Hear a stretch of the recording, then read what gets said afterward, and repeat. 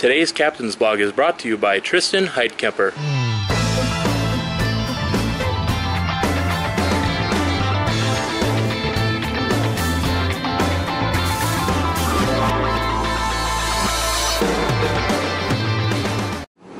Might as well just go down and film at this point. Yes.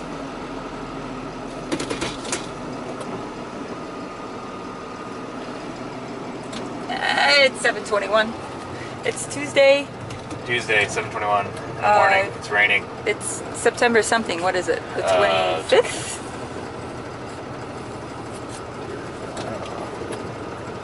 25th, yeah. 25th. Woo! So, If you want to put that leather, I can work on Go. making room for Joey's already up and moving. so it, once again, is Tuesday, September 25th. It is now 7:22. We are not on the highway because there's a rather substantial accident on the highway. And we did not want to spend most of our morning waiting on 131, so we were making our way to 196. We're trying. We had just spoken about wanting to not have to do this part of the road because we wanted to go the other way, and we're here anyway. We're here anyway.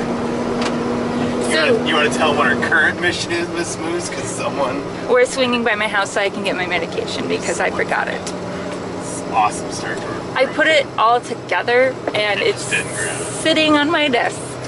Yeah, it's like you almost need that stuff to or something. I know. It's a small detour. We'll be fine. So we are currently up before the sun. We got to Ryder in and out in like 8 minutes because of the cool, and they had a truck waiting for us. And you should turn right at this light. That's what I was thinking, because the road's closed. This is the Hispanic Center that you can kind of see in the dark. Yep, they're awesome. They work with us all the time.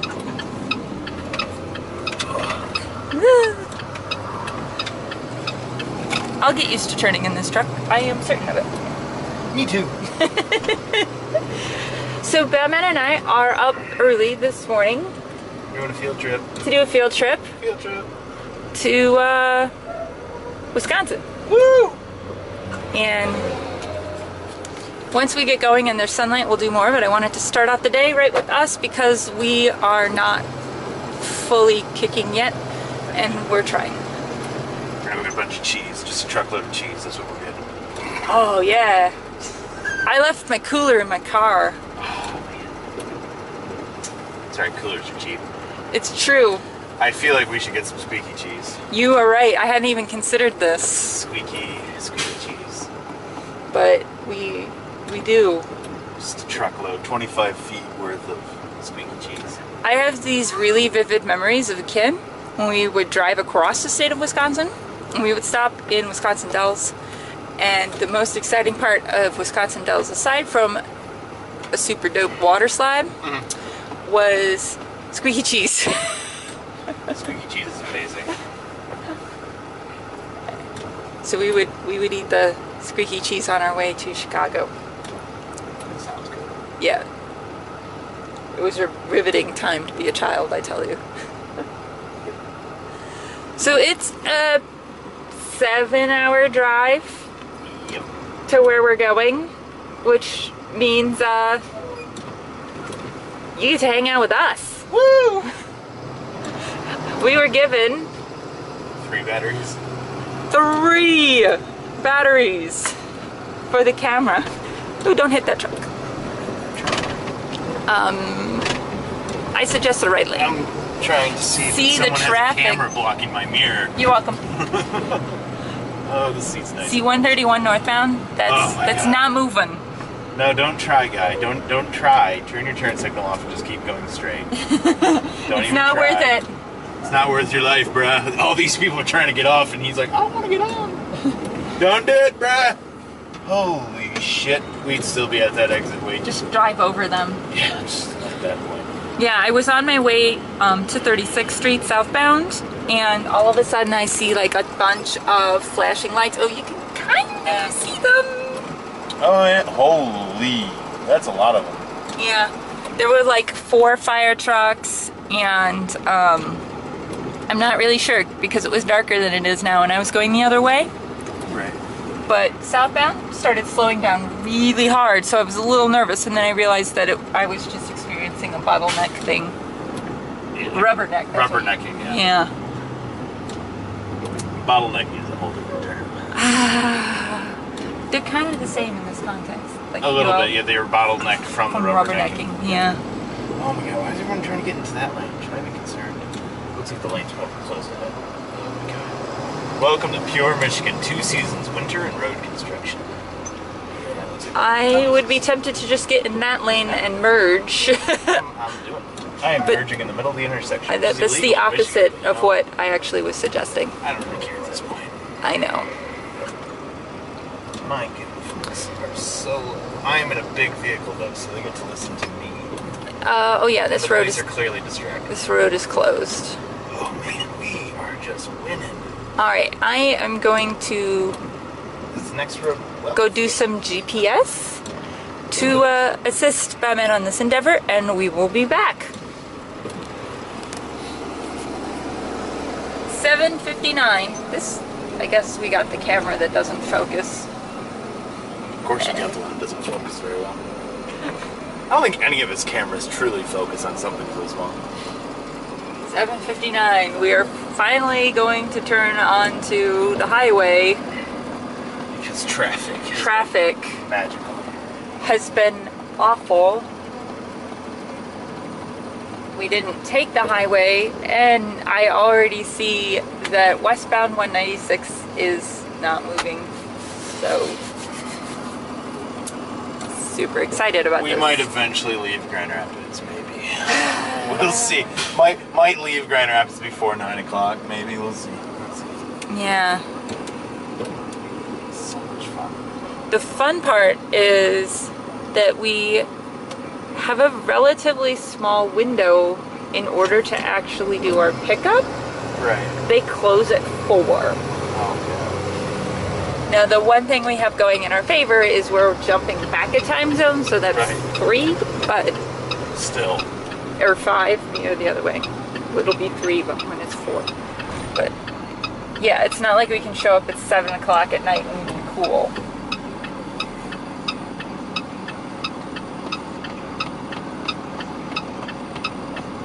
We got backup plans. We're flexible. We're good. Like, Well, our backup plan is we stay there. Right, we stay there at night. Because they open at like 6 o'clock in the morning. Right. So we can easily get there nice and early. But it's just like, even though it's only 8 o'clock now, we're already pushing the clock. What? I was just looking at the fancy switches. Don't press that one. This is dump suspension, which means all the air in the suspension, which is what you want to do when we're loading up stuff, but not while you're driving. Or else the ride gets really shit fast. Had we practiced this before? No, I just know that's how these things work. It might not let you do it if you're in drive, I don't know, but this is a newer truck. This is like the nicest truck we've ever had, which is quite lovely. I like Ryder. I like that Ryder was no BS. We were in and out. Right, in, like, out, boom, boom, done.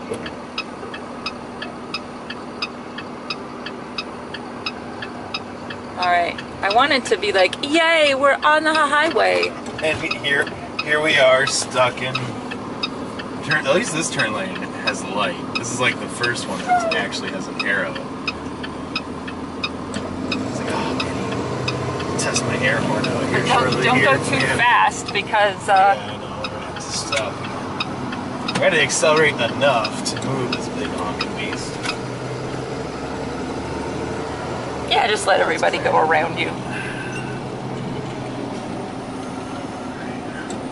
Come on, we know how to merge. We learned it. We learned real good back in, driver's training we all totally took. I did not take driver's training, and I know how to merge. I did not either.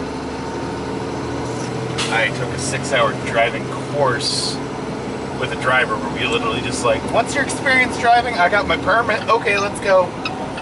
And that was the extent. Oh my god, people really... Well, he slowed down real quick. He did not. He did not. Uh,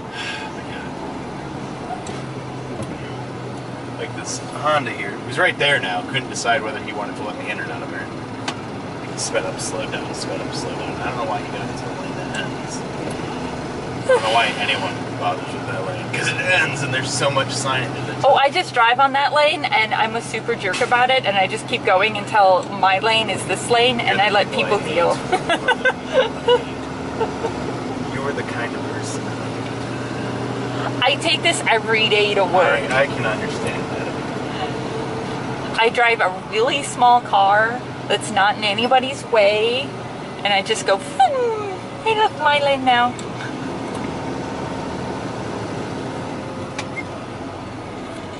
I'm sure I'm really annoying to everybody else. I'm also sure that I don't care. So this is still moving faster than 131 was. Right, which is a plus. A tragic plus.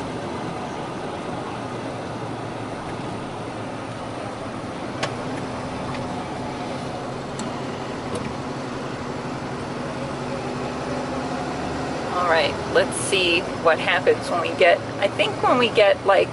Past 131 we should be fairly... Yeah, and then from there once we get past Holland. 44th Street, probably, like the Granville. Yeah.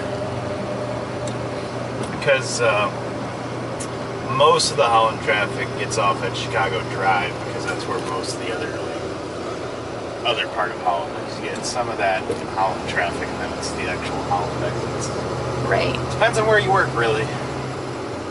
I drive to Chicago somewhat frequently, but I always find myself driving there after work.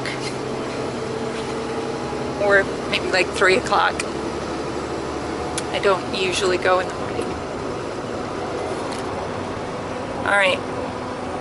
We'll be back, I hope. Alright, it's 8:15. And we're moving. We're up to speed even. Woo! What speed? We're at 65. 65. That's what we're capped at. Alright, so we're speeding for Batman. Oh. So we're at 44th Street, so when we come up to it a little bit closer, if you look closely over this away, there's this giant tree. Yes, this but it's actually a cell phone tower, and from here it looks almost passable as a tree until you realize that there are no trees near it. Right, it's just one single tree. It's actually in the middle of a Lowe's parking lot. and I mean, I guess it's kind of blends in from this angle. Like, it blends in if you are straight up not paying attention. Rumble strips are because of lanes, guys, I promise. Yeah, see, we got the swervy thing. Construction. But driving. so that was the exit for Granville. We are now in Ottawa County. Woo-hoo. And we are out of the nonsense city worker traffic. We're just ready to go. And hope. Around the highway. Yeah, hopefully we should go. So we are going to look for some options as far as getting something for breakfast. And we're gonna just hit that 65. See, now you're speeding. Speed limit 60. Oh, okay. But I have that option now, which makes me feel a little better.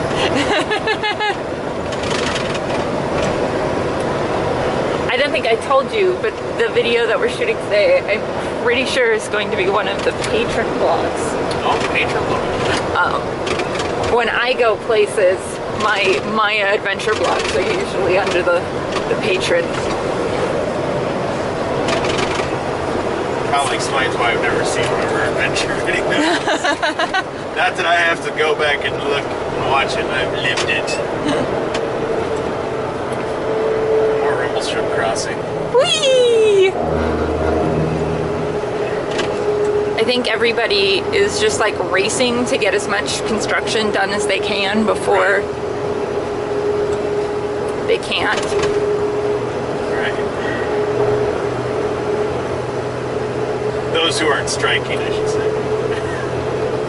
Are they still striking? I have no idea. But I know my on-ramp by my house is still not done, and that was like the big one that was striked up. Like Minkus was telling me that some higher up guys who aren't union were the ones who cleared the blockade so that they could actually get the highway moving. Wow. Just blocked off that exit. I was like, wow, someone's got to be pissed if like the boss's boss is getting into the tractor to move shit around. Right? If the big dude in a suit is like, okay, let's go get this tractor moving. I relate to that a lot. That mimics my job. Like the days where I dress really nicely because I have an important meeting and then suddenly nobody is there and we have a big donation come in and I'm like, all right, time to use the forklifts. The last person you expect to get in the forklift is getting into the forklift. I gotta do it. She looked fabulous doing it. I had a delivery driver hassle me over that once. He asked me if I was sure I knew what I was doing.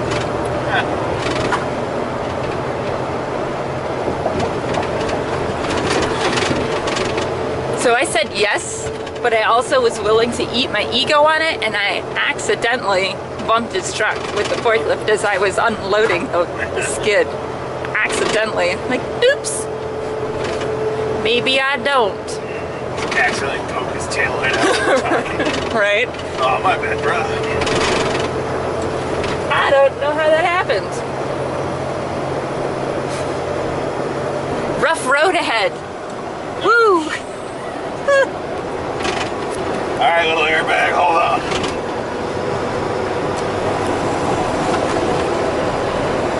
So, I noticed I have two horns on my steering wheel, and I was like, yeah, now's a good time to play with it. There's no traffic, and here's the... There's no one. Yeah, there's nobody here. There's no one behind me. Primary horn. Do that again. Okay. Air horn. To me, they both seem kind of adorable. Maybe on outside I was of the truck. expecting a... Right. But, I mean, it's definitely much louder than the cute little... Oh, now there's somebody coming. Don't mind me, just honking. But yeah, that's like, I guess like, yeah, your city horn. Versus, Your polite city horn. yeah. Like, I'm pretty sure Steven's bicycle bell is louder than the primer. So yeah, that was just very entertaining. Have you heard my car horn? I think your car horn is louder than this primer. Mine is like, boom, boom. Yeah, I'm pretty sure that guy didn't hear us. No, I didn't either. Such smooth roads. Welcome to pure Michigan. When I was a kid and we lived in Indiana, and we would occasionally drive up to Michigan. And it was a running joke that we knew we were in Michigan because the roads just went to hell. Well, I've noticed that it seems like both states do this both ways. When you cross the border, all of a sudden the roads are really nice when you're going into the state. But fuck all when you're leaving. Oh. So then it's like, as you transition, you're almost like, oh, this is quite lovely. Now, if you take 69 northbound into Coldwater, Michigan, just, there's no welcome mat. It's this. It may be worse.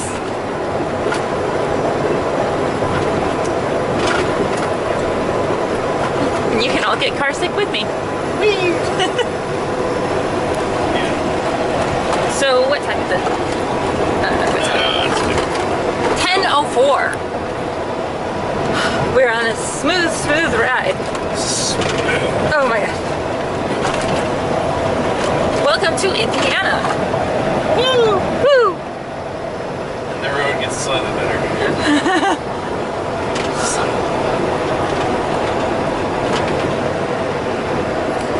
So the GPS is finally not telling me to take the ferry. Hey, alright. Oh. As much fun as that would have been. Yeah, the truck was a little tiny bit too long for the ferry. It was Just huge. makes me so sad. We are apparently about 5 hours away, which I have really big questions over because this was supposed to be a 6-hour drive. Right. And we've already gone, what, 2 hours? About 2 hours. It's about 2 hours to Indiana. 3 hours if you want to count getting outside of Grand Rapids. Right. We left Grand Rapids about 8. Yeah, about 2 hours. Yeah, we're doing good. And there's blinking lights up ahead. So, Indiana cops will hang out right on the other side of the rest stop. Yeah. Just clop you for going over because the threshold for a speeding ticket is lower in Indiana than it is in Michigan. And for the longest time, the speed limit, as soon as you crossed into Indiana, was lower. It was like Right. 60 or 65, and it'd be 70 on the other side. So people would just keep on cruising. 70 and then thing. Yep. I think that was more really, honestly, an excuse to get, like, try and get the firework smugglers. Like, oh, they're speeding. I can, they're going a whole mile over. I can know they got fireworks. Not really, because that's going the wrong way. Touche. Never mind. However, doing the fireworks run coming back, there would frequently be Michigan cops parked right on the border, and there used to be a place to get fireworks. I think it was right by Niles. Something like that, yeah. Yeah, over that way. But the fireworks place was like right on the other side of the border. You could see it, so if they saw you pull out of there, they would be like, oh look, you were 1 mile over. I think I need to look in your trunk. Right. That's why only fools went to that one. Now you gotta go to the one here where you keep going for a little bit. Right. I think it was Jake's Fireworks, but you can buy them in Michigan now, so it does. Right, don't matter no more. I don't want to run into this refrigerated liquid. That van was just taking forever to pass me.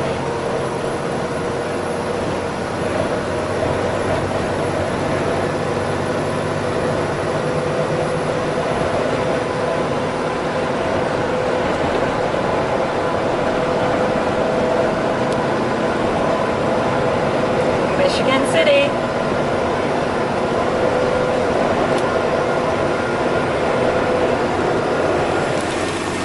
All right, it is 10:30 and we have just gone through our first toll. Woo! Which means that we are officially inside of the Chicagoland bubble. Yay, Chicagoland. So, Chicago, the city, is not giant. Right.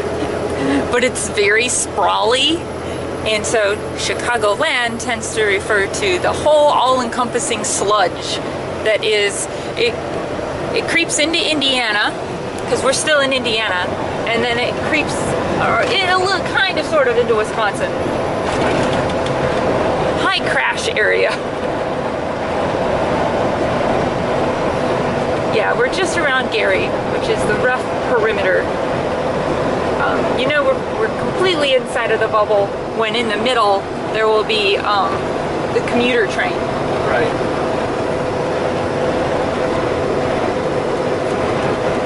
Crazy Kaplan's fireworks. I was kind of hoping that since we're on the toll road, the ride would be a little smoother. Right. I'm disappointed.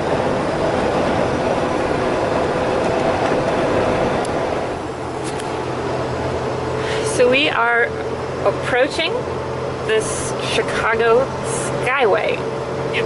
which is pretty cool. So, did you know that the Chicago Skyway was the first toll road in the United States to be privatized? No, I did not. Now I do. It was built in the 1950s by the city of Chicago, and 20 years ago, they sold it to a company on a lease agreement for operating the Skyway so that they didn't have to have the city of Chicago handle it. That was quite the... Yeah, it's great road, guys, great road.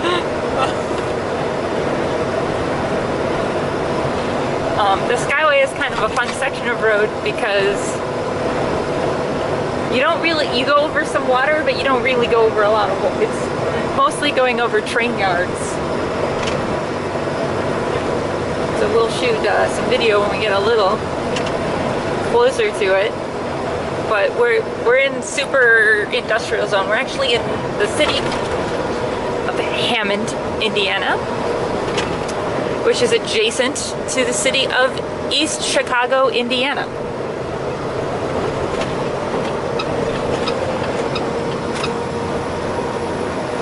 That's a pretty sweet truck.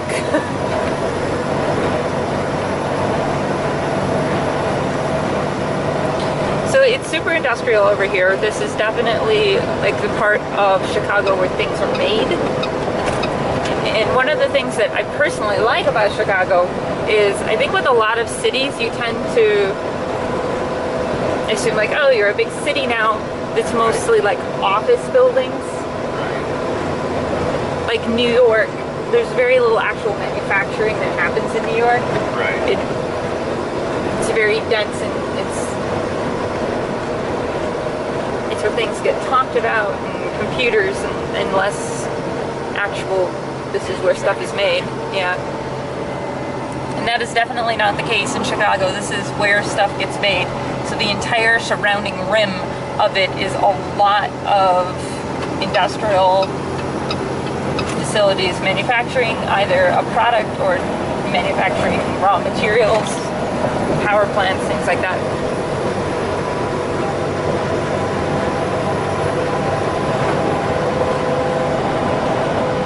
This was definitely a very gross, polluted place for a long time, and then we started controlling outputs on it a little bit better.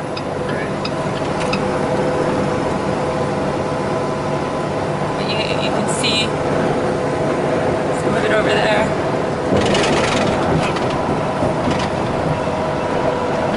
I wanted to bring my iPad, but it wouldn't work on the rental truck. I was very sad. Woo! That's great. This is great. Smooth. It's the smoothest ride.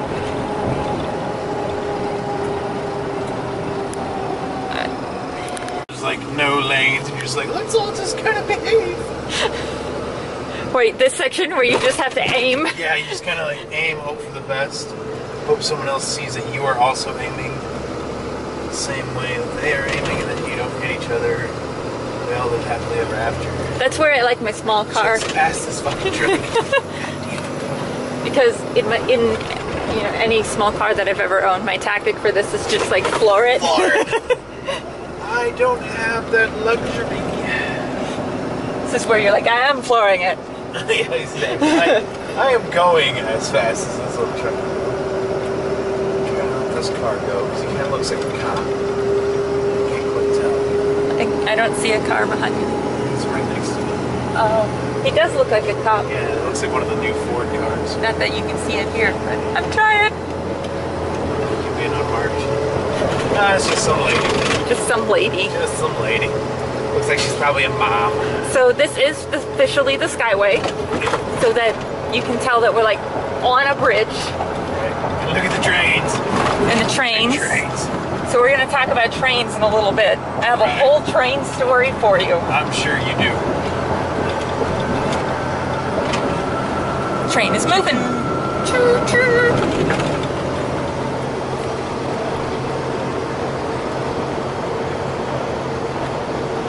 Are they really doing a one-lane Skyway? 'Cause that's mean, man.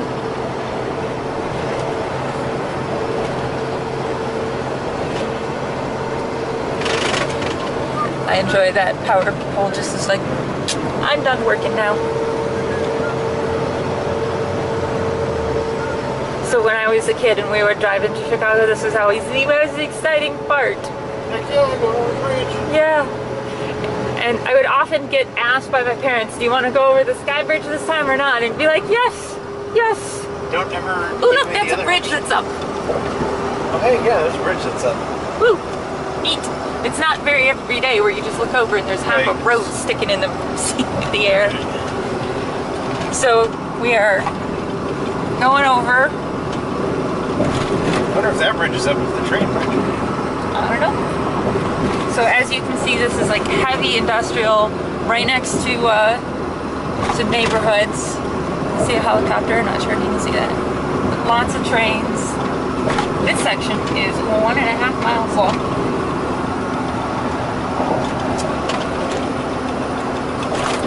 Whew. The very first time that I drove on it by myself, I was a little freaked out, and then I was quite proud of myself.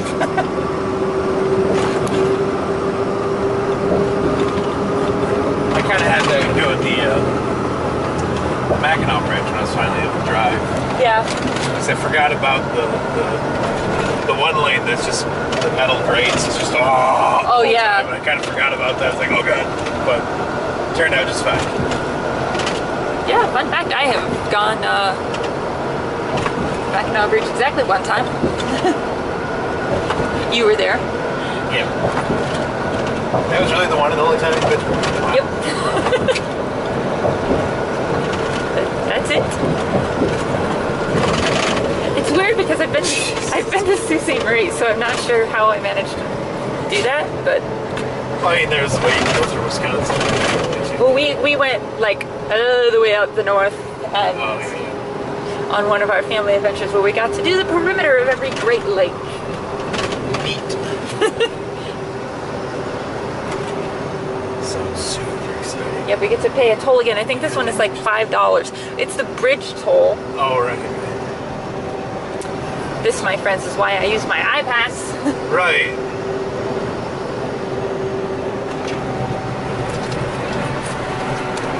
But it's not, you know, your iPass isn't expecting bigger. It won't do rentals. Oh, Brr. shit. And they're like, oh, cash. Oh, shit, this is easy. What the hell? Sign line.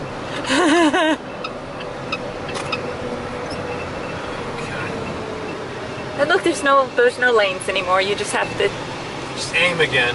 Thunderdome style. One of my favorite things in Chicago is the signs, how they have them like that, and the font that they use for it. I like it. It's having a trouble focusing. This plasma cutting right here, don't mind. No, he's grinding, never mind. It is super fun to watch though. Right.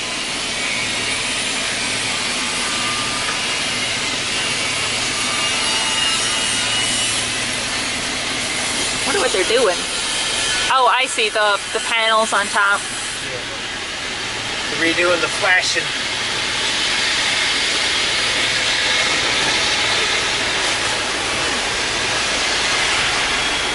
I enjoy the half-hearted attempt at flowers. Right. Like those are pretty good, but then over here, It's like, like we tried.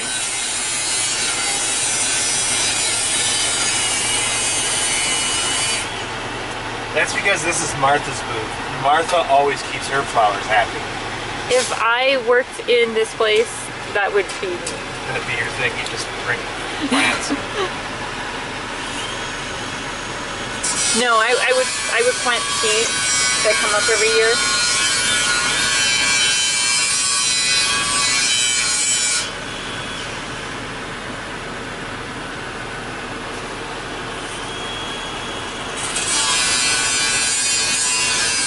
This is why we use the iPass, because we just pull in and pause for 30 seconds and then you leave and you don't have to go for change or run your card 5 times. Ooh, that's exciting.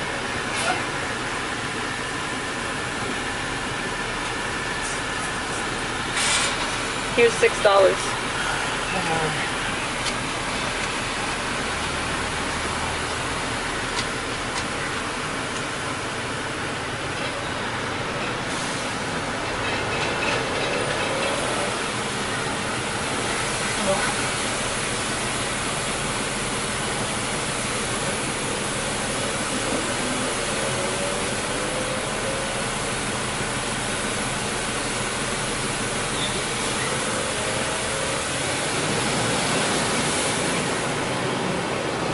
So if you put that pole there, and then it's like to avoid hitting the mirror, I'm all of a sudden so gosh darn far away from her. And she's really low, like that's a low toll booth. Usually they're a little higher, you know, for... Well, usually they have a truck lane. Ah, that's probably... It's the last one, and that one was closed. Right. The truck one is usually a little higher. So now we're officially in Chicago. We have 4 hours to go. Yeah. How are we on gas? Oh, We're just at 3/4 of a tank, so we're doing pretty good. sweet. This thing gets pretty good gas mileage. Well, it's probably got a huge tank, I'm sure.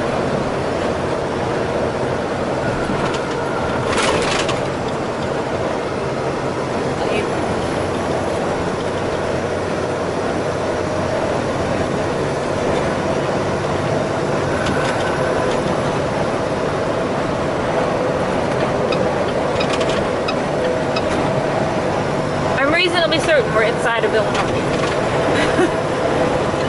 But I just realized I wasn't 100% certain.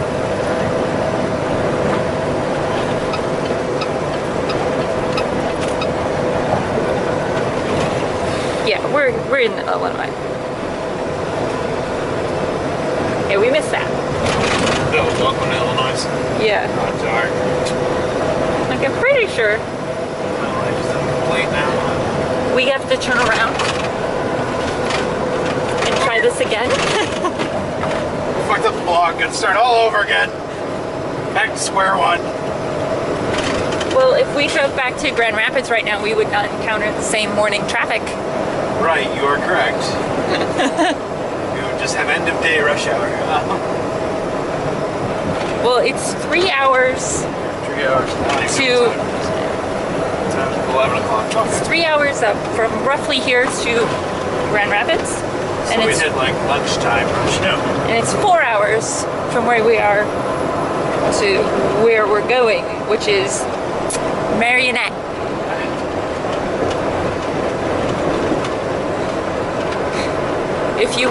If you wanted, while we're in Marionette, we could go to Menominee. To what? Menominee? I don't know what you're saying. Michigan. Oh, Michigan. Menominee, Michigan. Oh. Right on the other side in the UP. I see. Oh. Menominee.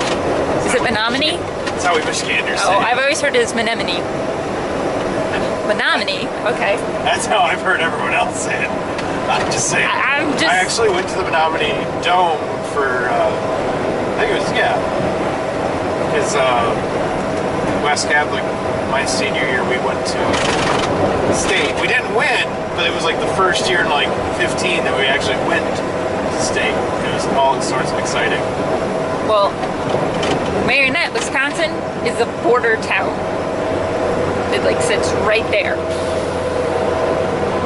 So if we wanted to, you can stay express. Okay. Oh, no trucks, never mind. You have to go local.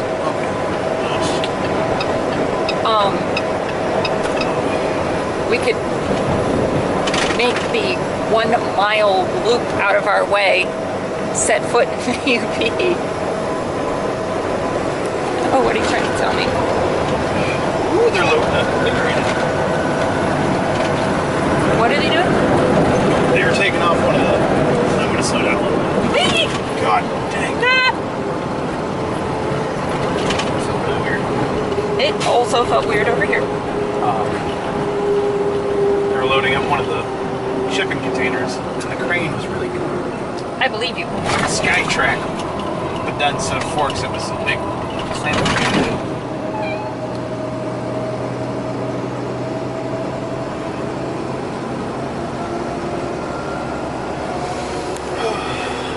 look, my favorite part. The left-hand merging. Yay.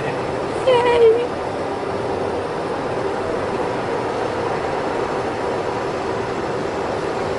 This is why I prefer to take the train.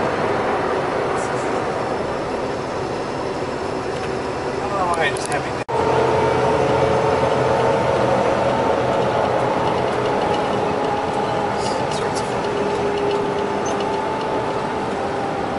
Can we get into a middle lane? Eventually, maybe.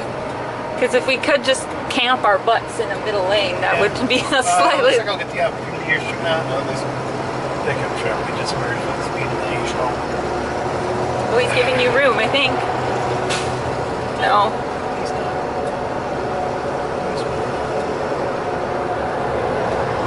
That car just merged up.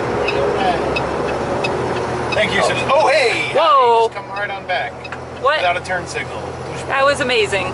He went over. I was like, oh, he got over. Yeah, I saw. And just came right Then he on changed back. his mind. I had my turn signal on. He didn't. That would have been a fun accident. Red car smeared on the side of the truck. Yeah, in these sections of roads, you actually aren't allowed to stay on the road after an accident unless you can't physically move your vehicle. Because it's too congested. You have to just keep going. Hey, look, there's the L going right through in the middle. So the L, which is the passenger rail system of the city of Chicago, goes quite a bit. I mentioned the city is super sprawly, so it extends a lot, and you take a bus or something and get to one of the stations that will be over the road, so you have to go in the middle. Overcast on Chicago there's kind of neat. Yeah, it's kind of pretty. I haven't seen the skyline like that.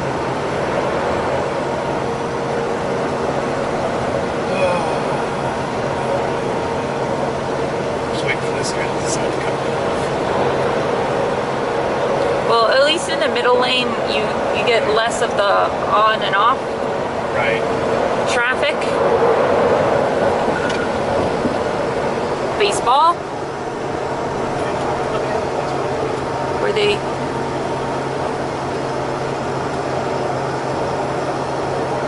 have any interesting signs. Just home of your Chicago White Sox.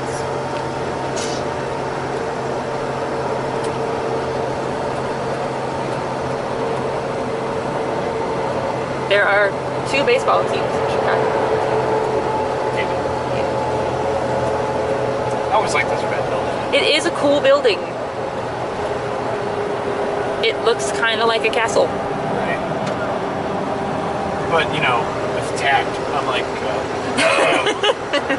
certain building being built down in a certain town. I don't think I took vlog at that point. Hey, look, a windmill. That's a cute little one. It is.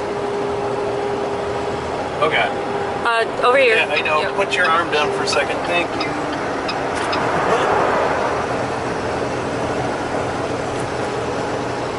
I will turn the audio on.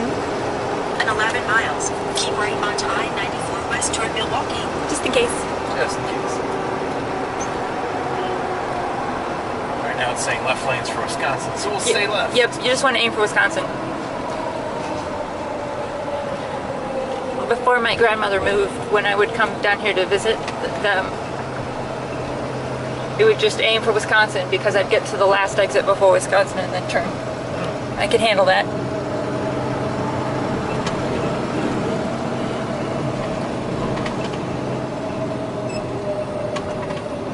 Found the red part of the road.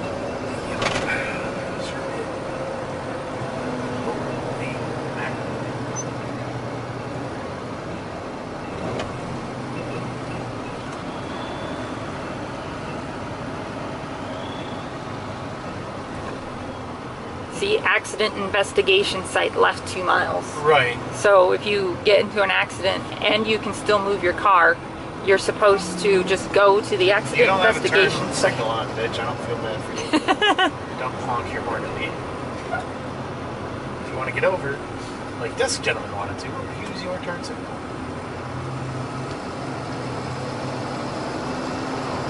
I love their tiny trailer. It looks like a little wheelchair ramp thing. Yeah, it looks... Oh, there you go. See, he figured it out. He put his turn signal on. He was able to get over.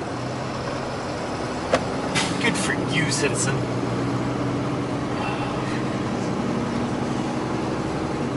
What are you telling us to do? Oh. Continue. I like that billboard. The It says one size does fits not all. fit all, and it's not quite cropped right. I feel it. Ooh, another bridge is up over there. That's cool. So there are lots of train yards over here. There is only one city in the United States that has more train activity per day than Chicago. What's that? Can you guess?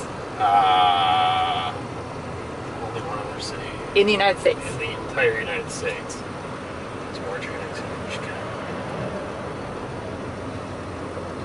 Is it like New York with its subway station or something? Ta-da! Oh, hey, all right. Hey, I was smart. Yay! I figured it out. Yep, New York City is the only city that has more rail traffic per day than Chicago. That's just simply with their subway With subway stations. But there's also a lot of like Amtrak passenger rail and Right. shoreline commuters and stuff like that. I know when I go to Vermont, I will take a train from New York to Vermont or from Boston to Vermont instead of driving. He kind of uses turn signal. I hate those guys, but I'll just turn it on for this quick second while I'm merging. Because that's how it works. Yep. So the first train in Chicago was in the 1830s. They built it to transport lead, That was almost 200 years ago. right? It's crazy. At the time, lead mines in this region were fairly profitable. Right. But imagine what other infrastructure existed at the time to transport a large volume of raw material. Right. I mean, Need trains. Trains can do it. your choice was like a horse or a train. Right. I think that's basically the only choices that existed in 1836. So Well, they, even still, and that's why they're still used today with the heavier stuff. Trains are still more advantageous than semi-trucks. oh look, it's a police car on the Oh, truck. there's a couple. They're unmarked cop cars there too. On the truck. Yeah. Yeah. Yeah, like this truck that we're in, if we filled it with lead, we would not. Right. You just couldn't.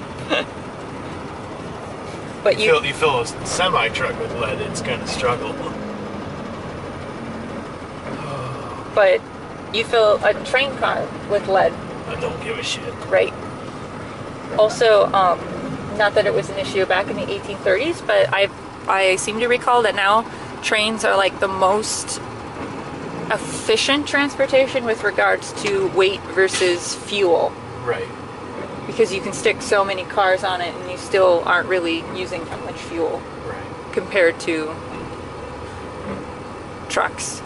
Because I know with the advent of self-driving vehicles, there's been a lot of talk about self-driving semis, Right. and the idea that maybe that will get rid of the rail system to some extent because you could just have the semis. Can you imagine a self-driving semi right now? That'd be terrifying. Like, let's not. Oh, I need to get over it. Yeah, left 3 lanes. We're in the left 3 lane. As long as another lane doesn't spontaneously pop up. That's what I'm fearing. It says right 2 lanes and left 3 lanes, and it's like, Well, that lane from this bridge, oh, does that become our second? that's right another lane. Okay. That would make more sense in a lane. And often there's 1 lane of overlap. Right. We're So we'll hope for the best. the This is decision funny, lane. We were talking about driving cars last night. You and I were.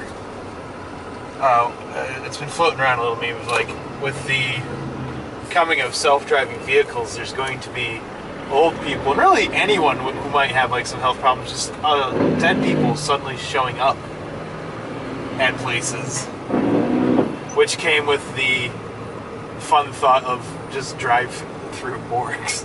Ah. Car notices they're dead, drive to a morgue, then go right back to a dealership. Ah. But you think about it, because there are people who have heart attacks while they're driving. So,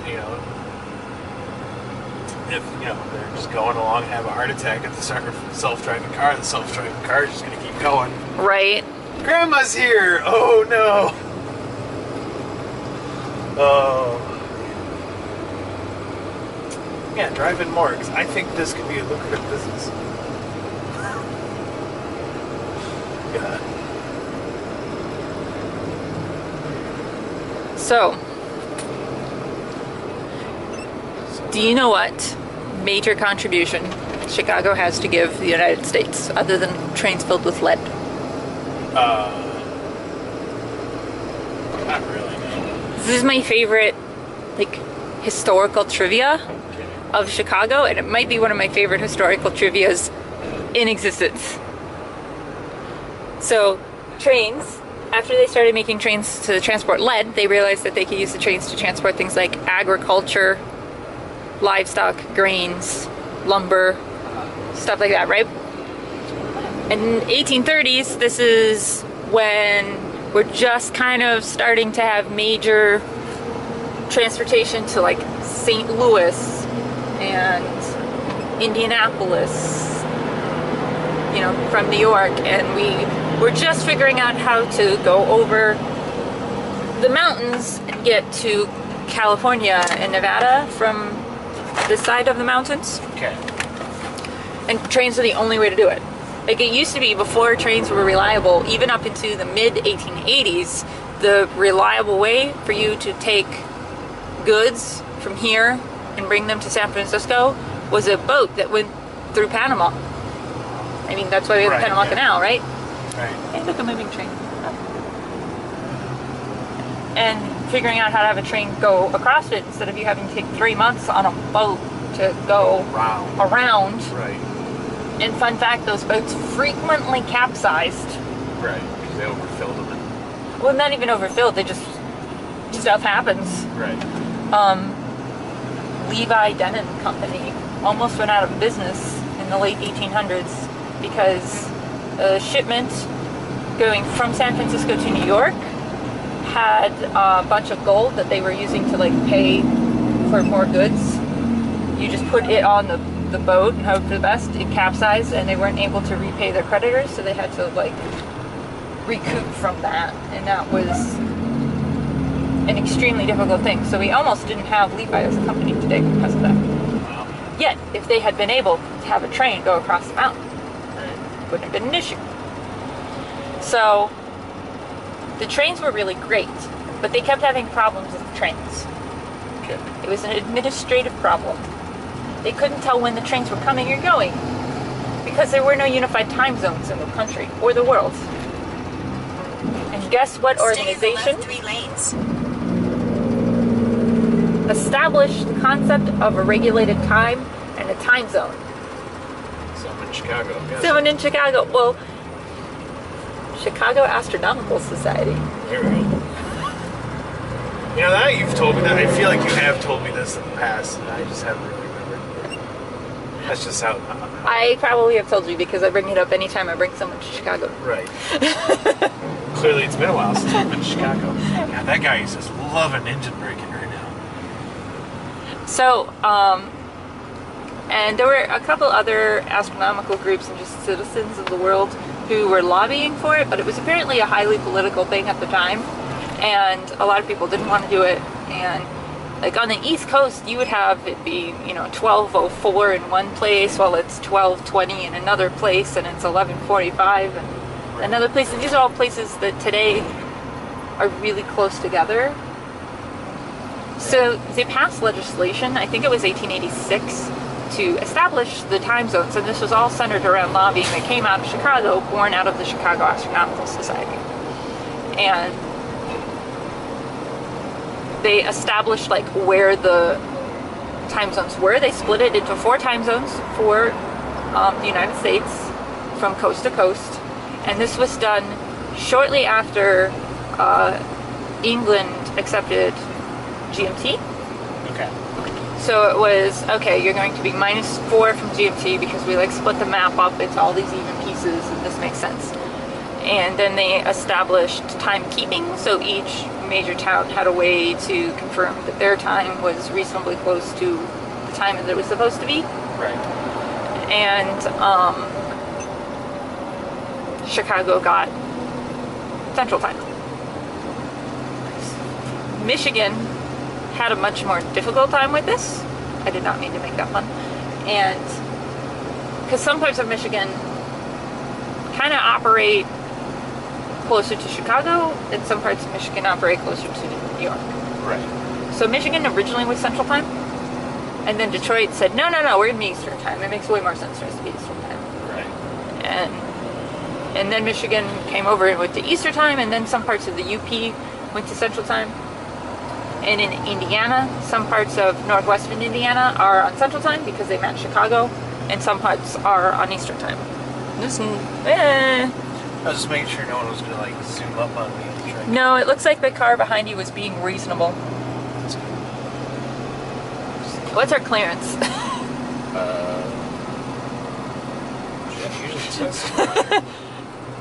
Usually there's like all sorts of labels. Great. Where we should be at 13.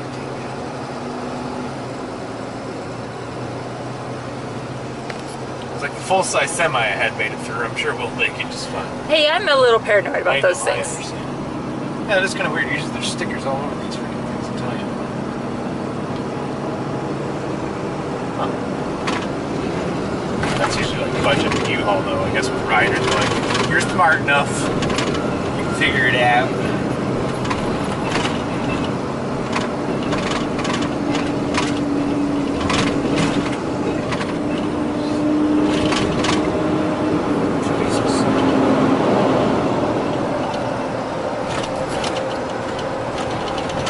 So to end my story, Yeah. legislation was passed, right? It established all these time zones. And generally when something like this happens, like a big new rule that's going to require everybody to comply, that's beautiful. It takes a while, right? Yeah. To adapt it. And they didn't actually set in the law like a window for people to do it. They were just kind of like, you guys got to figure this out. A week. A whole week. A week. People were expecting like 6 months to a year. That's what a lot of the legislatures were anticipating. Right. No, a week. All of the trained people were like, oh my god, this is the best thing ever. We now finally know exactly what's going on. Change your clock. Right. And here we've been ever since. Okay.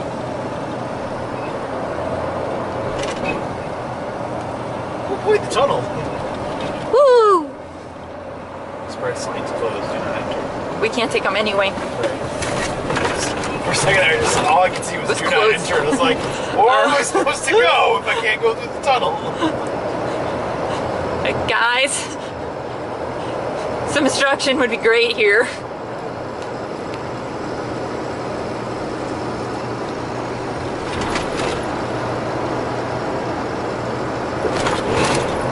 This lane seems to be a good one. I'm just going to stay with it. Just going to make sure, you know, people don't freaking come up and cut me off. Which so far I'm good. You know, the great rule of driving in the loop is you just look in front of you. Right. God help you if anybody behind you does something wrong. It's like the hot air ballooning method. I'm not too worried about people directly behind me. It's more next to me.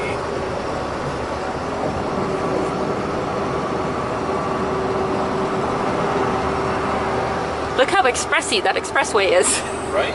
So expensive. One of the things that I think is really cool that you do here and in a lot of other large cities is the expressway does change directions. Right. Yeah. Depending on which part of city the bulk of traffic is going to, like Right. into work or out of work. But at 3 o'clock or so, this will start going the other way. And I like other cities have been doing. I've seen it even on northbound 131. They got it right now where they have the traffic flow over.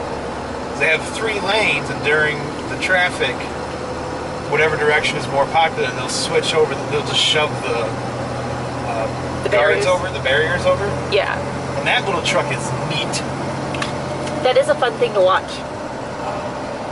And I like that that's becoming more and more of the things. It's like, okay, then you don't have to have, you know, a 1,000-foot wide expressway. You can keep it narrower and just simply widen up the more traffic flow area. Well, and like on 131, we don't usually have enough traffic to justify 3 or 4 lanes going each direction. Right. Whereas here, I have legit driven on this section of road at 3 o'clock in the morning and seen it roughly the same amount of busy. Which is awful. Yeah. So I'd rather do this than the other option. last year coming back from Ogfest, we took the let's try the avoid the toll roads. Was that sketchy? Oh. It was like, oh hey, let's not stop. Let's just keep driving. So when I fly out of Chicago, I fly out of Midway. Okay. I don't fly out of O'Hare, and because I fly Southwest, and Southwest doesn't fly out of O'Hare. And I have gone on some very adventurous routes thanks to my GPS taking me.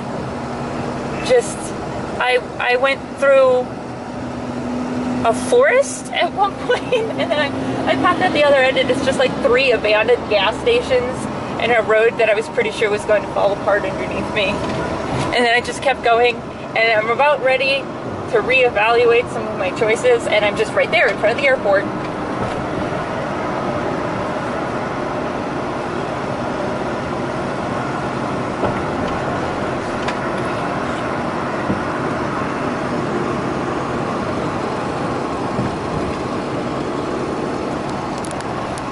You can do it!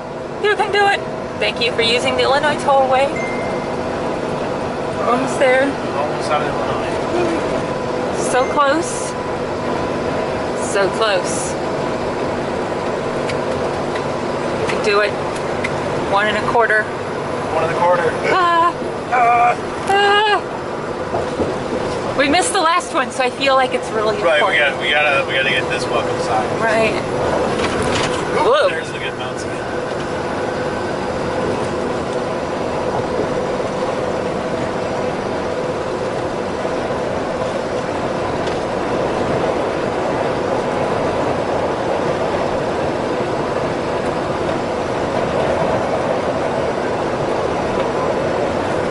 I find it funny how it was like really stressful, full, intense traffic.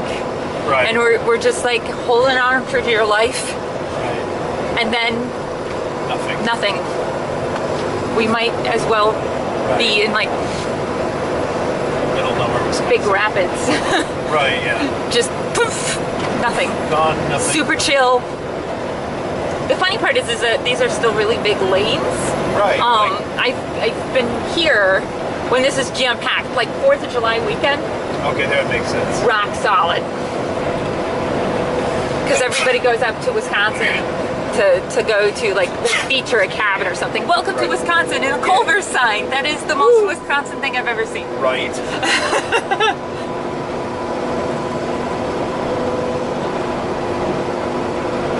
Yeah, I remember once we came here for some holiday and decided to go to Oshkosh.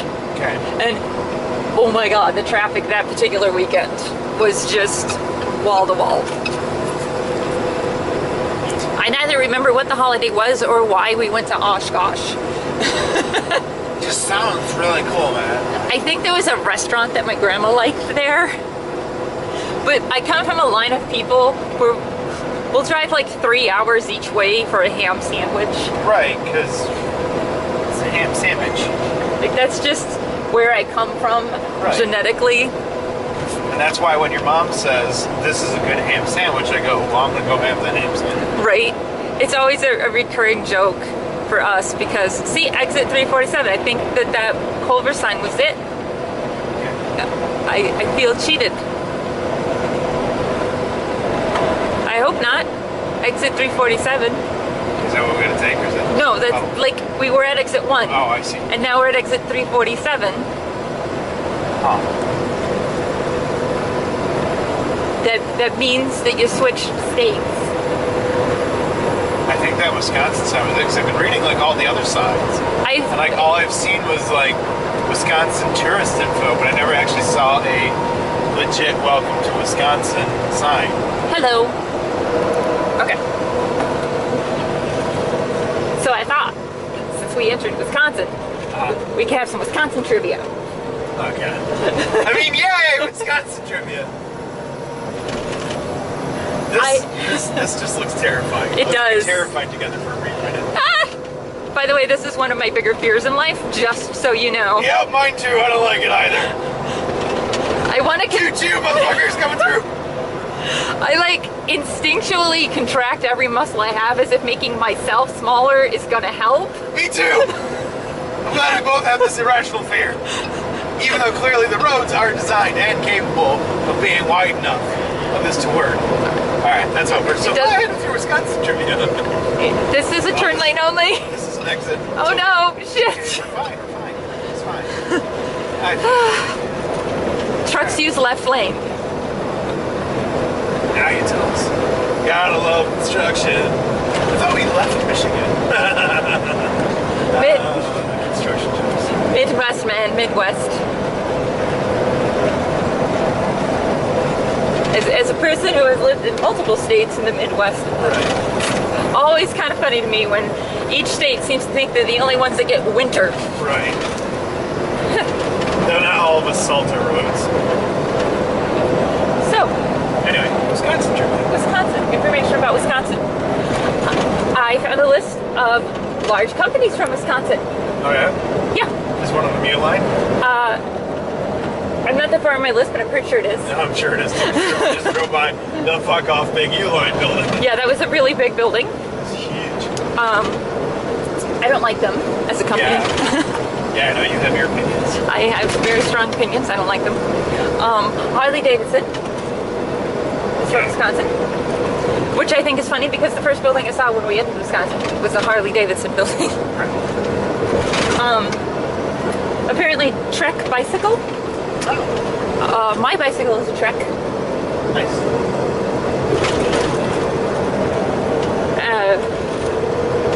Culver's, of course. Horrible, yeah. Heck yeah, Culver's. Oh god, he's back. Oh, Kohl's. Oh, Neat. didn't know that one.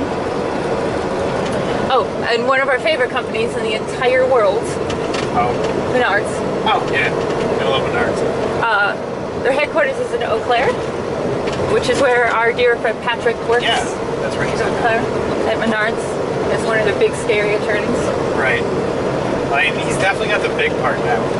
He sounds scary when you Right. email. On Right, in email, and then you meet the guy, and he's just lovable. Kohler, the faucet company. Oh, okay. Oh, Carmex, Okay. the lip balm, the yellow lip balm that you just see everywhere that smells weird. Okay. Oh, I didn't know this one. The Onion. Oh, I didn't know that one either. Neat.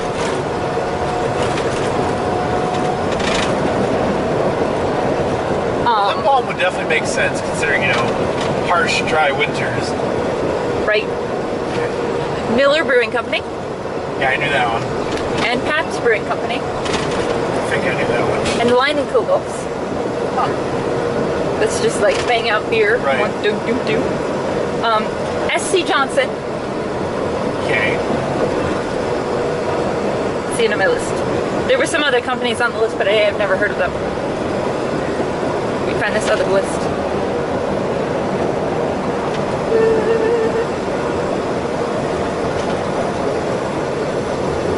Apparently United Rentals out this way. I just saw a truck that had a United Rentals. Oh, I knew this one. Breyers ice cream. Oh, yep. The big black Breyers. I would think there'd be a lot more dairy companies out there, just saying. Johnson Controls. Cabs Frozen Custard. I'd never heard of them, but there's a dairy company for you.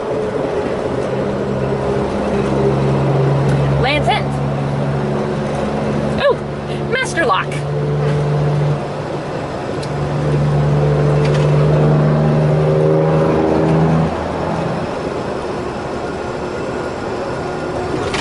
Snap-on. Train air conditioning. And I'm at the end of that list. So those are large companies that are from Wisconsin, which is where we're at in Wisconsin. Racine. Racine was one of the cities that had women's baseball. I don't know why this is the first thing I think of when I think of Racine.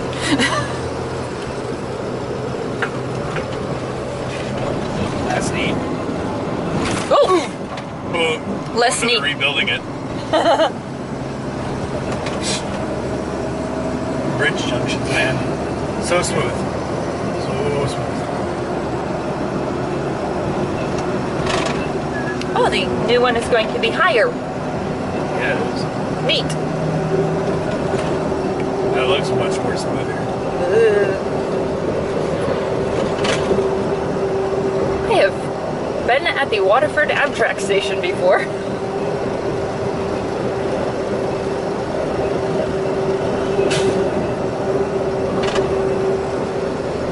I think this is the point when I'd usually be falling asleep on our family road trips, because I've been up to Milwaukee several times as a wee lad. It's a wee lad. I don't remember any of this. Well, first off, it looks a bit different. I'm sure, roads is, but like, it's like... Yeah, like, I don't know, 5 or 6 years ago, I took the train to Madison, which is why I've been to the Waterford Amtrak station. Yeah. And then, of course, childhood Midwest exploration.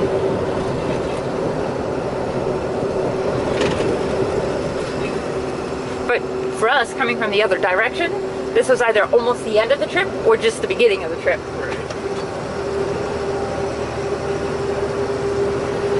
That motel has been there a while, though.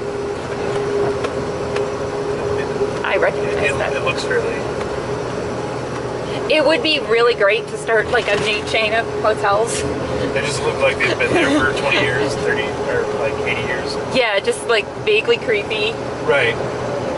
Shingle. The sign's a little crooked, the shingles are a little weird. Yeah. But like you get inside, it's like gorgeous, perfect. Yeah. Everything. That would totally be my jam if I was going to open up a line of hotels. 100%. I like how that one even has the gingerbread trim going on. Oh, and it has the little sky deck so that you can walk across to your room. That's going to be a very beautiful road. Yeah. I'm really sad we're not on it. Right. Yeah, I can trees there. And I'm so excited that I get to share this smooth ride with our viewers. I don't think the air ride suspension under my seats really helping that much. It's fine for some little bumps, but as soon as we hit a big bump like that, this guy next to me, he knows. Let's slow down here. Because the merging traffic.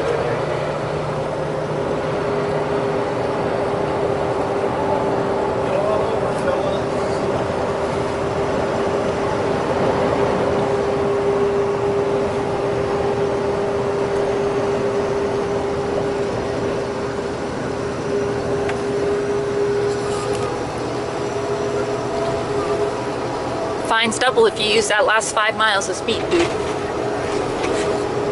I like the little piles of road. Right. That's good.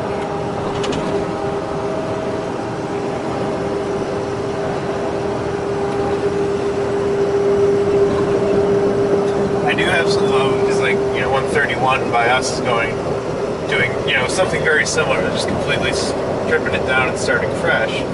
How they pretty much just brought in a cement making factory like right there and put it in the median. That's cool. So they can just crush up the old road and start making it into cementing. Or so they're like So they're reusing the road that they tore up to make the new road. I assume they're also using new material. Yeah, there's definitely got to be more because they're expanding the lanes and stuff too. Are they? I don't drive 131 very much. I don't go much past Rockford very often, but when I do, See, I gotta do it 3 weeks in a row. my girl that does my hair lives in Rockford. Okay. So I'll go up there once every 3 months, and that's it. And so they got little crushers there, so they can crush it down. that is so cool. Turn it into gravel, separate it out, and either use it in this project or use it on another project for sure. Because I mean, why bother shipping in all new concrete? Right, it makes If perfect you can sense. just make new concrete, and then you don't have to worry about your concrete set before you get somewhere or whatever. Yeah. It also makes perfect sense for maintaining an ecosystem. Right. Like the crash stuff that we use here doesn't have any unknowns to the area. Right. Like you're not going to get some random bugs or plants or something that are super different.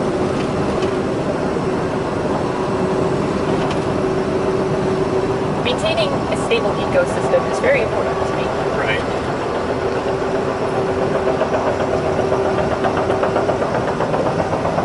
Have I told you about one of my little torches in life? Is maintaining the ecosystem clarity of the Great Lakes from invasive species that come in from water runoff from boats. Right.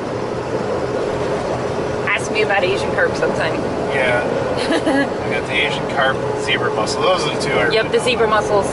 And the zebra mussels are really bad because they eat everything on the bottom of the water floor, and they are making the Great Lakes a lot clearer, which is really bad because the fish and other creatures in the Great Lakes are used to having foggy water, and they've completely evolved for foggy water. So when the Right. water is super clear, they are actually getting sunburnt to death. That's crazy. And other things are like, okay, if you have a plant that only grows in shade and Right. you stick it in the sunlight, it's just gonna die. Right. That's what's happening with our fishies. Well, our fish and the other stuff that just lives at the bottom Right. and in the middle. That's crazy.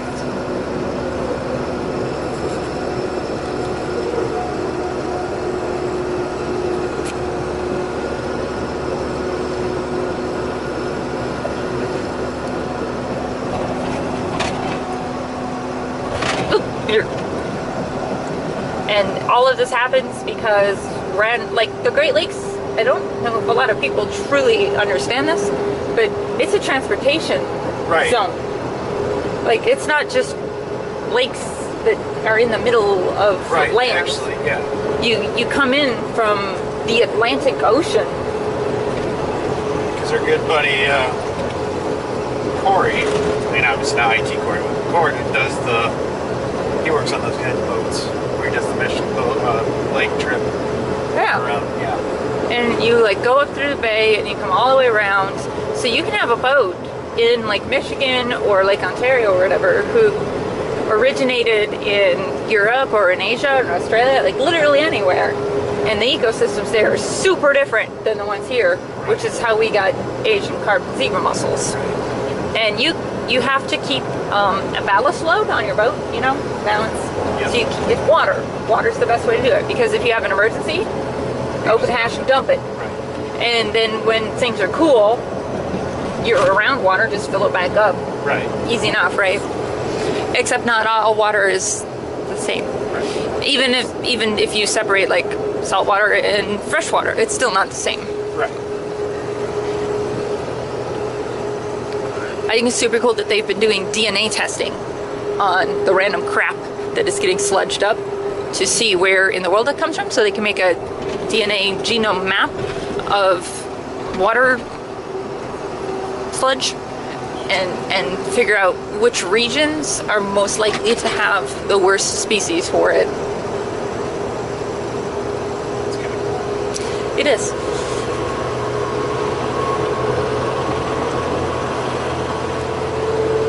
In 10 miles, continue onto I-94 west toward I-43 north. Easy enough. I try to reach it, but every time I move forward, the seatbelt thing kicks in. I know, it's annoying. So I found more Wisconsin trivia for you. Oh boy. Yes. I mean, yeah. Yay!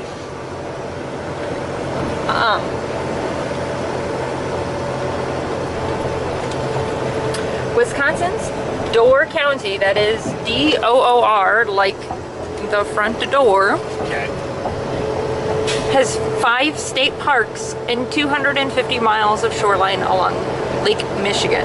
That sounds pretty magical, actually. It does, and it is more state park and shoreline of any other county in the country. Neat.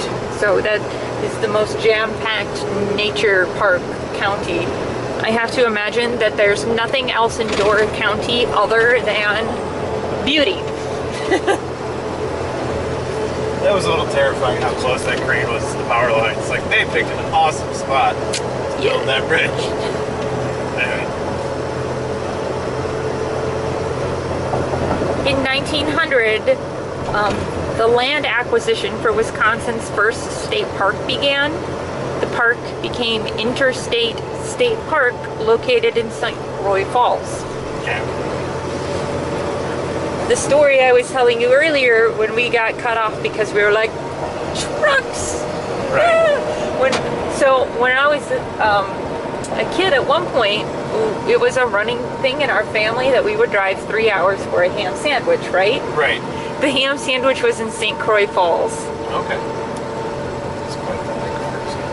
It's apparently a really good ham sandwich. I've never had it, but I remember eating a whitefish sandwich that I was thinking was pretty good. And if I remember correctly, that particular restaurant had some awesome soup choices.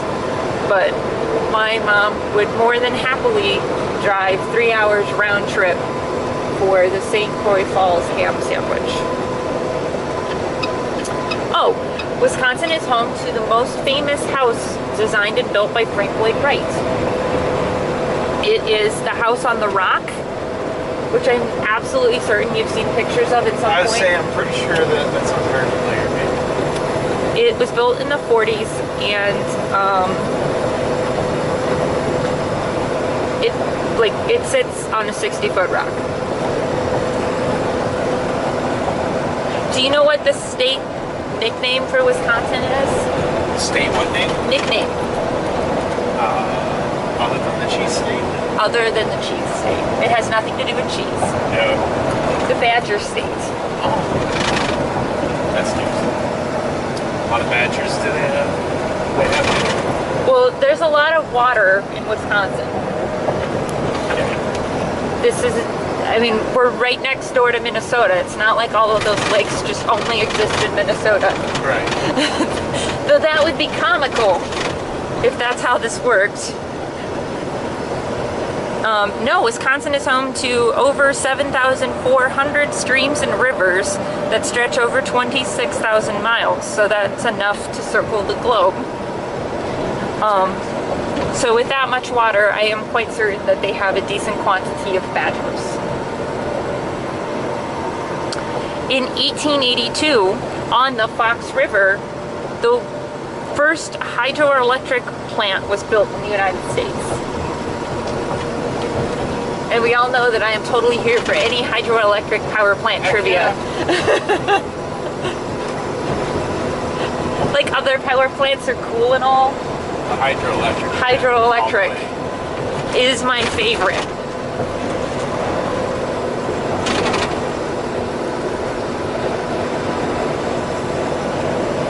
I wish I could remember the name of the little waterfall. It was up in the UP. Nikki and I went up there when we were doing the camping trip. And it's right next to this cute little hydroelectric plant. And it's this gorgeous little waterfall as well. Cool. And I think if we end up that way, we should definitely stop by. I'm all for it. I just gotta remember what the hell it was called. It's like a little tiny waterfall set. Like you gotta know the UP to know this waterfall is kind of thing. Like is that like a huge tourist attraction? As I mentioned, I don't know the UP. You don't know the UP at all. I'm just mentioning it for like vlog viewers. Like it's this cute little area. Like dirt road goes down to it. It's kind of cool. The Wisconsin Dells is home to Noah's Ark, which is the nation's largest water-themed park. So I'm glad that my memories of going to Wisconsin Dells and riding water slides is on point. Okay, yeah, that's definitely good.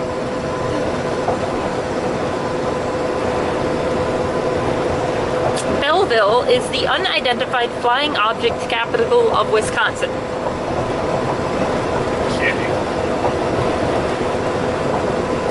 Oh, this is a fun one. In 1856, in Watertown, the nation's first kindergarten was established, and their students were local German-speaking children.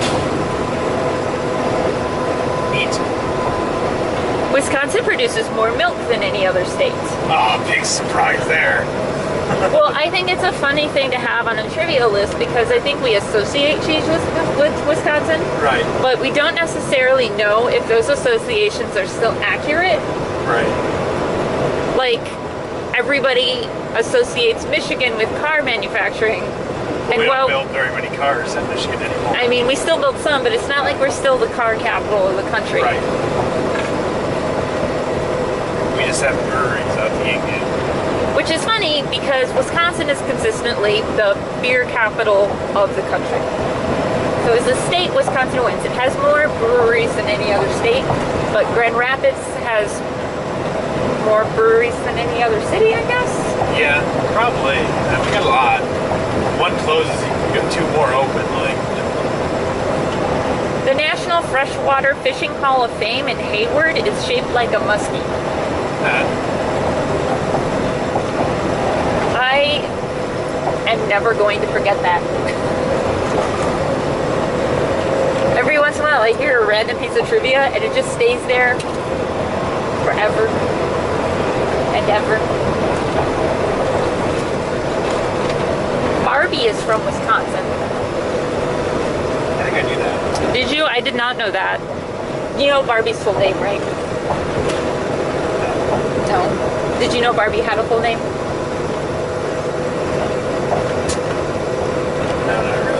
So when I mentioned learning a piece of trivia that I'll never ever forget, that's one of them. I have a feeling I'm not going to forget either because they're like, Barbara has a full name?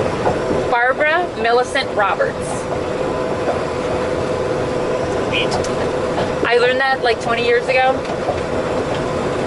And that is just right at the top. Anytime Barbie comes up, I'm like, hey, did you know Barbie's full name?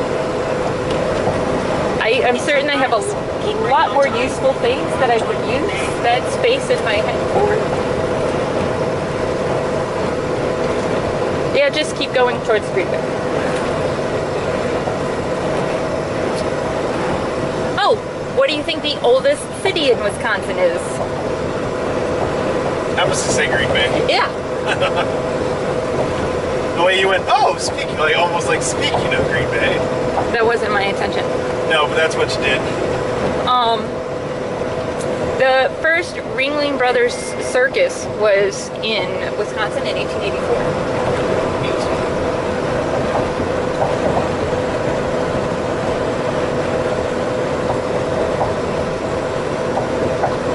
The Republican Party was founded in Wisconsin in 1854. Monroe is the Swiss cheese capital of the world.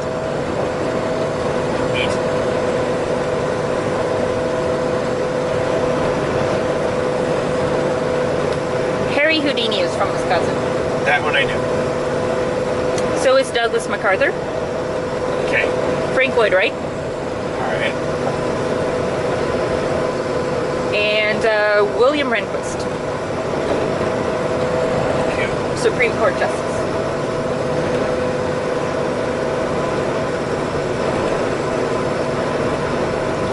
Eagle River is known as the snowmobile capital of the world.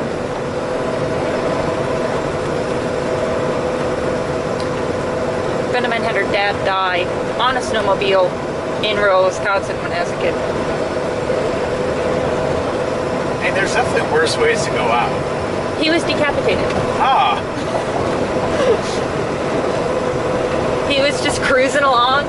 But I bet you he had a smile on his face. And he did not see some fencing set up, some wire fencing, and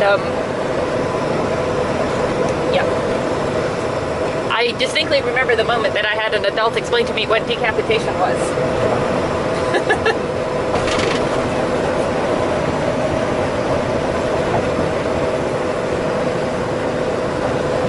Lane closure headed to Muscoda is the morel mushroom capital of Wisconsin.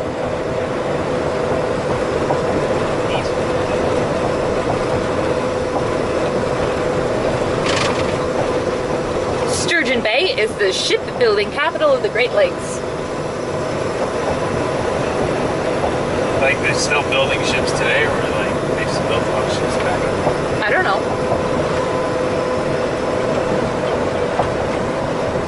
And Green Bay, Wisconsin is the toilet paper capital of the world. Okay. That's what this said, man. I don't know. You're just spouting fat. We don't even actually know if these are actually, you know, site sources. Come on now. It is from travelwisconsin.com. Oh, okay. I'm going to place some weight in the information that they provided me.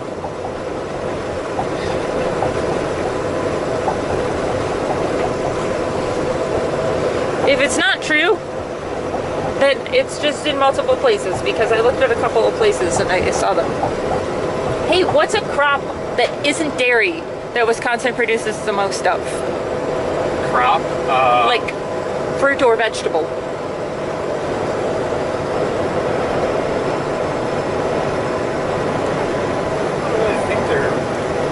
There is one specific thing that Wisconsin like blows the whole rest of the world out of the water on. Really? Yeah. I'm just gonna pull something out of my ass and say cherries. You are so close. Michigan is the cherry center of the world, by the way. I knew Michigan had cherries, but our actual like number one is like sugar beets or something like that. Sugar beets and celery. And then it's cherries. Cranberries. Cranberries. Oh, that's right. I knew that. I knew that. Deep down, I knew that. Yeah. They make like Because they got a lot of water to make magnitudes more. Hey, Port Washington. Hey. You know what's important about Port Washington? Yeah. There's the lighthouse Yeah. that we did not get. That we did not get, yeah. That we didn't. So I never actually finished the application for the lighthouse in Port Washington. Yeah. I went through it and just decided that it wasn't worth it for us. Yeah, because that one also had like the giant hazardous waste container that we would have had to take care of too, or something. Like No, that. no, that was the other one. Oh, that was the other one. No, I opted not to go for the Port Washington one just because of how difficult it was going to be for us to get to it. Because this is quite the drive. Yeah. And so if our choices were this or across the water, and that's a fairly hefty water ride. Because you basically would have to hug the coastline the whole way. Right. I didn't get to go on it, so I don't know. Well, I didn't go to this one. The lighthouse trip we did was the one in Detroit. Okay. But boy, did the citizens of Port Washington, Wisconsin get a little upset with us. That's right. That was the one that like Wisconsin's like, you want to give it to Michiganders? So they ended up giving it to the city of Port Washington. Yeah, and some of the citizens were really upset because, you know, we're Michiganders and they were like... I just want some popcorn. So we thought, you know, the citizens really wanted it. It's really hard for us to get to. I'm just going to step away from this. But every year or two, we get one or two random newspaper articles that cite us as vying for the lighthouse in Port Washington. I'm going to eat some popcorn. That thing is massive. I don't think I have ever seen a larger American flag in my entire life. I don't think I've seen a larger flag of any type in my entire life. 67 miles. Continue straight. Like, that is huge. We are, by the way, in Sheboygan. Woo, Sheboygan.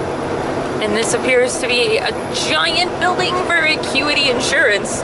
Holy crap. Yeah, it is. And they got this giant Whoa. flag. Like, what? That's gotta be... That's like they took a windmill thing and just stuck a flag on it instead. Right.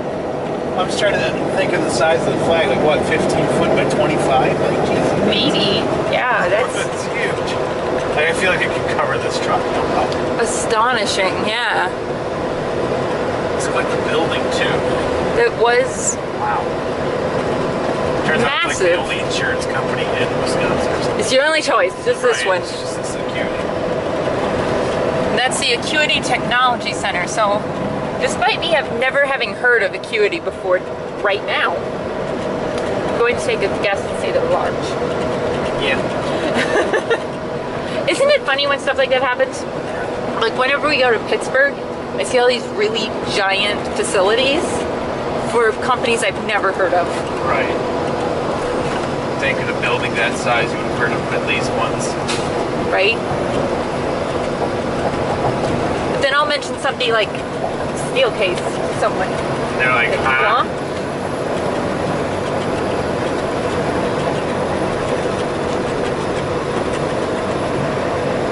I am so over this road. Yeah. So we are an hour and 40 minutes away, Right. give or take. Getting colder. Yeah, we are, Sheboygan is like the last city before Green Bay, and then Green Bay is the last city before Meriden. And we can't go any further in Wisconsin from there over here, because if we go like 6 blocks north of where we're going, we're back in Michigan, which is kind of weird. And infuriating. Right. Can we take the fun way home? Like, let's go up and around and down the bridge, right in the middle. Yeah, let's take like 18 hours to get home. Yes. Let's do it. Is it really that much longer to go? I guess so. You gotta go through the entire UP. Well, it was like 6 hours for us to go to the bridge, right? Right. Which is think so. same distance as here, Right. and then you have to go to the bridge from the other side. Yeah, that's a good point. So it's at least 12 hours, I would imagine. Or at least 12 hours into this truck. Yeah. This would not be a 6-hour drive in my car.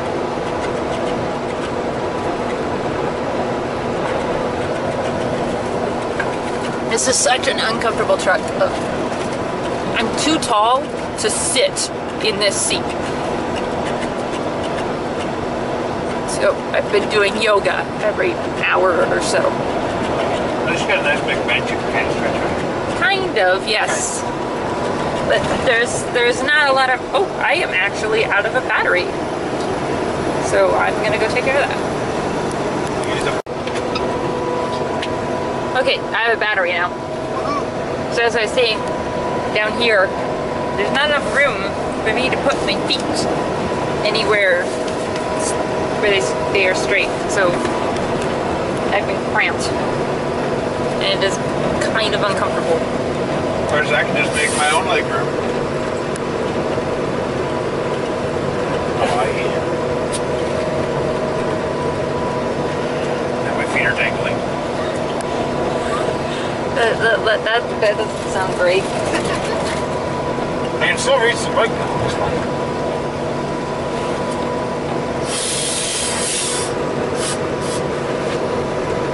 If I stay at that height though, with this road, I'm going to hit my head on the ceiling. Yeah, that's been a risk for me. Oh, those are giant. I was Right? expecting like a little paper holder. No, it goes like in there.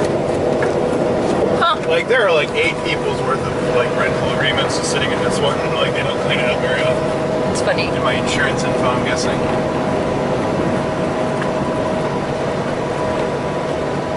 We've hit the boring part of the drive, if you can't tell. Yeah, this kind of reminded me of Ohio. It's very flat, boring. Just, yeah. Like, there's trees, there's farms, there's dead raccoons every other bridge. I was like, yeah, there's a lot of dead raccoons. Yeah, we're starting to hit that tree bridge thing. Right. Antenna. Ah. Something different. Oh, look, dead raccoon. It's like we're an old Hanna-Barbera cartoon. I enjoy that at least the political signs are names I don't recognize. That's how we can tell we're not in Michigan. The political signs are completely different. Yeah. It's really the only difference.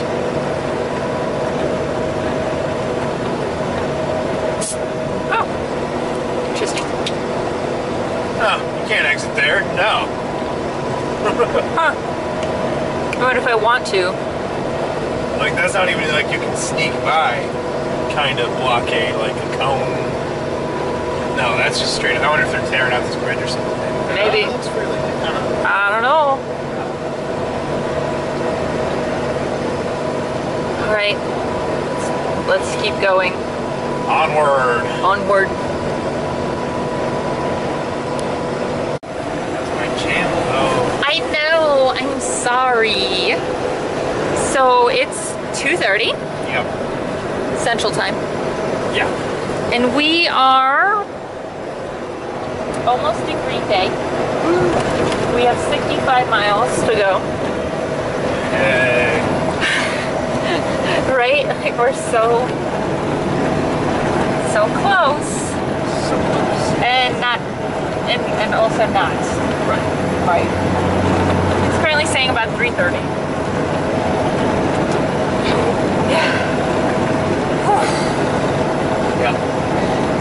So I thought we Cheese! what? Just a building that just says cheese. Oh, I see it now. It's like going to Canada and just seeing the stores that just say beer. Beer. In Wisconsin, it's just stores that say cheese. I have to say, there's been a disappointing amount of cheese so far. Right. Like, we just saw our first cows 20 minutes ago. Right. Like, I think there'd be more cows. You know what's also tripping me up? We have this beautiful early autumn landscape going on. Like, the leaves are changing colors. And I've actually noticed that the further north we're going, like the colors are becoming more autumnal Right. than they were in Chicago. Right. And then we step outside to go make a pit stop. It's like 82. Right. It's weird. It's tripping me up. I keep expecting to put my sweater back on. Right. And I started my day with my sweater because it was raining sideways. Yep. Anyway. So we're coming up on Green Bay. Right. So let me guess, you got some Green Bay trivia for me? I have some Green Bay things for you. Oh boy. So I am certain that you've heard of a football team from Green Bay Yeah. called the Packers. What did they pack? I was going to tell you that. Oh, is that what you did? Okay. That was on my note list. Sweet. So the Packers, first up, Green Bay is the smallest city to be home to a professional football team Okay. in the United States. Football in the egg-shaped version. Handball. Handball. Yeah. Not football is in the round. Not soccer. Soccer. I just call them both football. Well, I mean, you could just straight up say like the NFL. That's like America's thing. Well, I mean, a lot of the people who watch our videos are not from here. Right.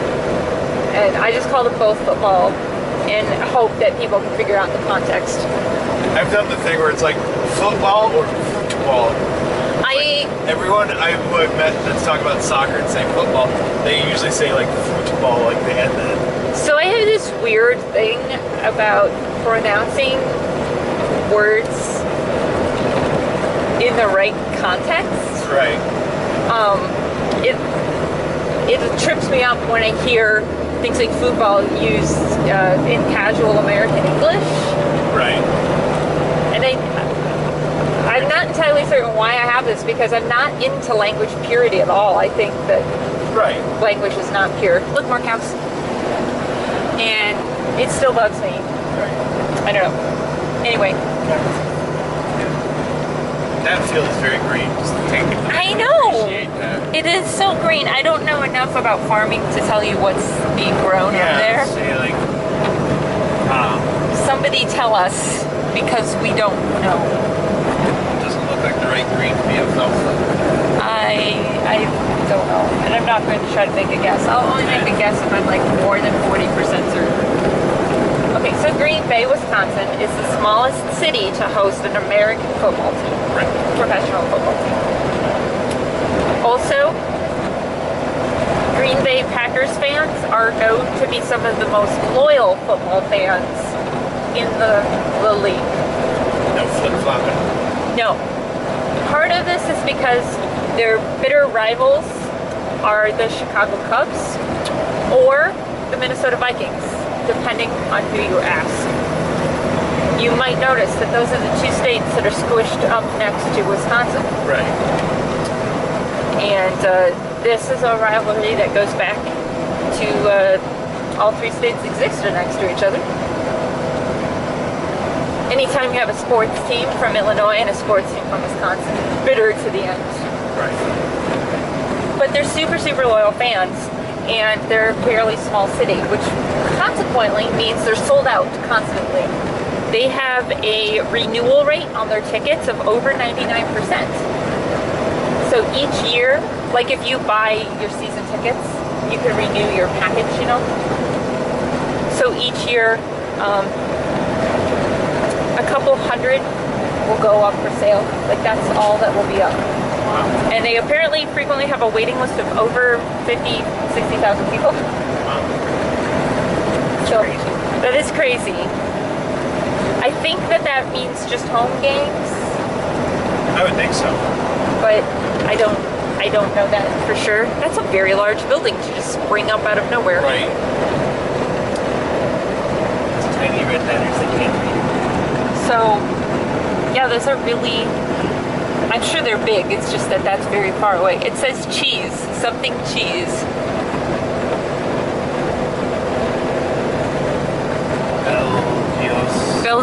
Bel, It's a very Italian looking name, maybe. yeah. Gioioso? I'm struggling a little with that. Something like Cheese. that. And some dude's name Cheese Incorporated. I think it's funny that the building is the same color of cheese. That was done intentionally. So, some people in Chicago decided to make fun of the Packers and called them cheeseheads. Right. This was meant to be rather derogatory, And they embraced it. and they just embraced it. In 1987, some random fan went to one of the games wearing a foam cheese hat, and like instantly, cheeseheads. One of my most vivid memories of going to Wisconsin Dell is going to some random tourist shop, and it's just all of these cheese things. I think I used to have a pencil with a cheese head eraser. It seems like a thing I would have. Right. So, the guy who founded the Packers was named Earl Lambeau, Yep. and they play on Lambeau Field, right? Earl Lambeau worked at the Indian Packing Company. It was a meat packing plant. Okay. So Meat packers. they're meat packers, which makes perfect sense, doesn't it? Hey, when the cow stops producing milk, what you gonna do with it? Right.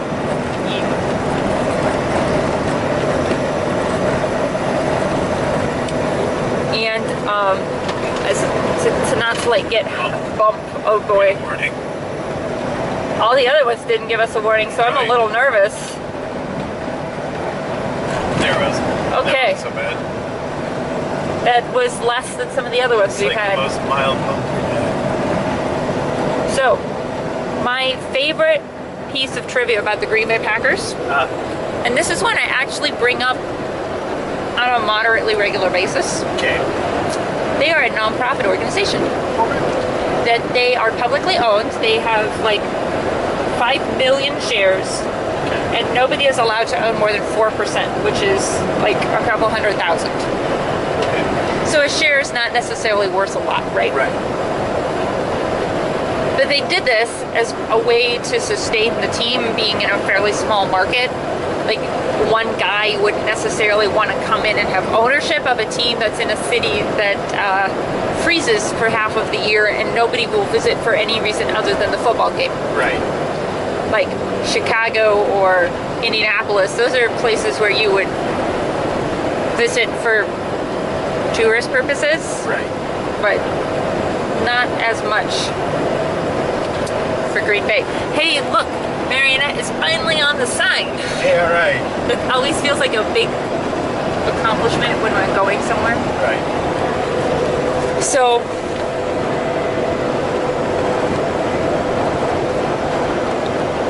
because they are a non-profit organization, they do something that no other NFL team does. Okay, what's that? They have to release their financial data every year. Because nonprofits follow transparency. Right. And you have to release that data every year, so they release at 990. If you establish a new NFL team today, it couldn't operate like that because apparently in like the mid-1980s, the NFL instituted a rule that a team could not have more than 32 owners.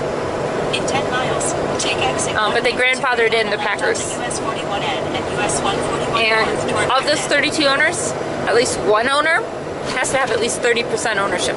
Okay.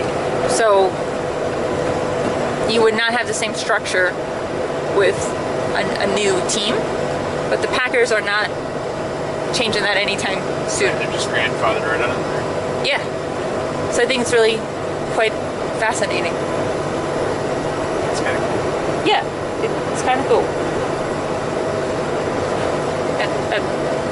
I bring it up a lot because nonprofits in the community can mean so many different things. And I think a lot of people assume that it has to mean a fairly strict set of things, and that's not the case. So it doesn't have to just be a soup kitchen, right? Right. I have also encountered a lot of people that seem to think that because an organization is a nonprofit, they're not allowed to generate any sort of revenue. Right, which is not true. Also not the case. There are certainly, City of Green Bay, there are certainly some nonprofits that don't directly generate revenue, like going back to the soup kitchen or Right. a food pantry or a homeless shelter, something like that may not actually bring in a direct revenue. They would be non-direct, which is like grants and contributions to do that service. But a huge part of what a nonprofit is supposed to do, aside from the actual thing that they do, is invest in your own community. So you're not just, feeding people that live near you. You're hiring contractors that are local. You are hiring people that are local.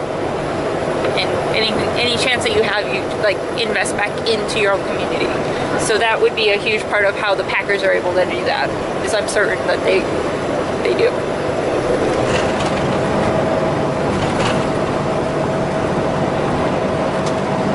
I have to imagine this is a really terrible highway to drive the moment that it is icy. Right.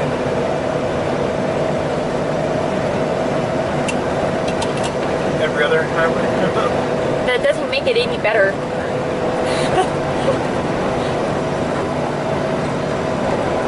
I don't like rural winter driving.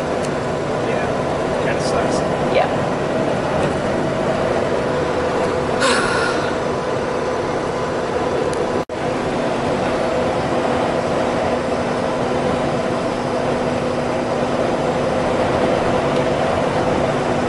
I have no idea what is under the bridge. I don't know either.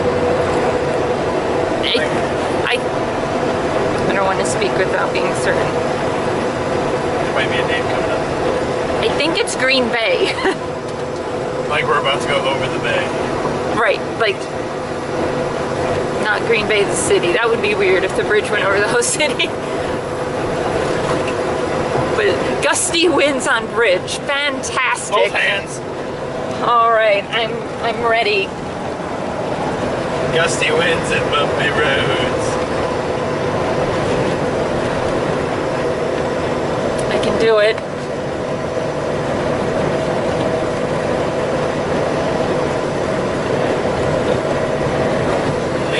Hey, Memorial Bridge. Yeah. I got questions. It goes over some train yard. Oh man, it's like we're back in Chicago. Right? It's just a different colored bridge. It's white and red.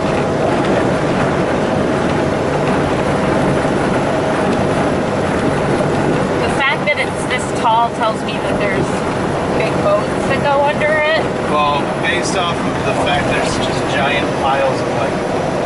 sediment and rock and gravel might tell me, yeah, I think it's some big ass boats.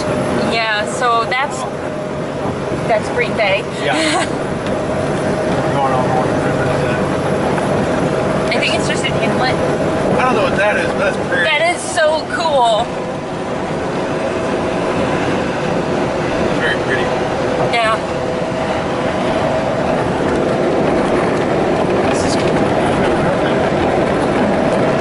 Oh my gosh, that's beautiful. In 2 minutes, take exit. Somebody tell me why it's blue. Right? Because I don't know, but wow, that is so cool. That wasn't so bad. No. I was super braced, but I bet like middle of February snowstorm. I bet that gets really windy.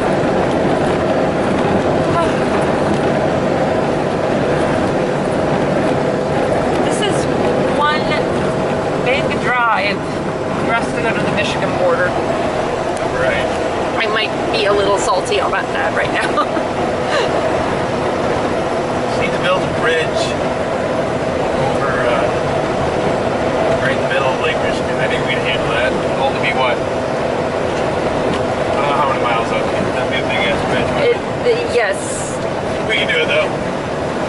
I don't remember how big the biggest bridge is, but not that. Way not that. I know, we could use a ferry. Yeah, but the ferry a little too small apparently for our big old truck. Why can't they come up with a ferry for our trucks? You're gonna want to be I know, and there's this guy sitting right on our left onto US 148 and US 141 north toward Boden. towards Iron Mountain. Yes, the Iron Mountain. I remember going to Iron Mountain as a kid. I have to get over one more time, and this asshole. I'm shaming him on the internet right now. All I can see is the reflection. Sorry. Oh, he's letting us go through. How courteous. Almost had to use my air horn. Now that I spent all that time speeding up, I'm gonna slow down a little bit because this turn looks wicked. I appreciate your sense of safety. More Green Bay.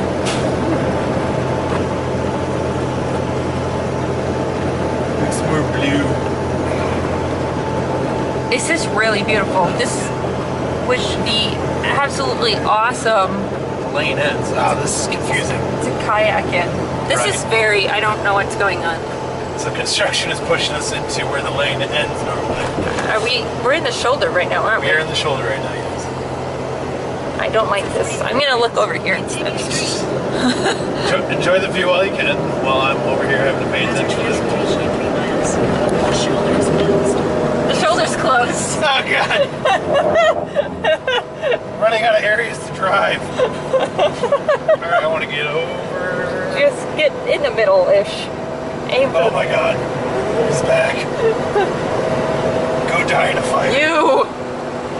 Freaking sitting there on the phone like idiot.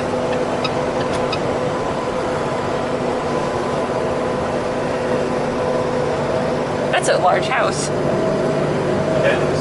Yeah, with a large machine in the back.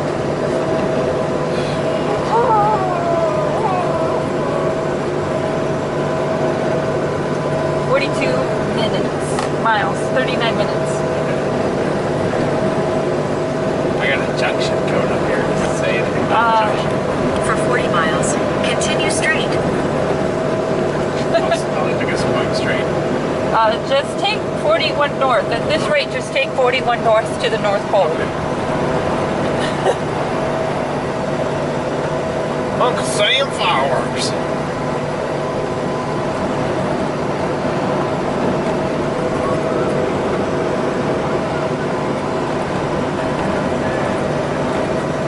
It just occurred to me that Wisconsin doesn't interact with Canada.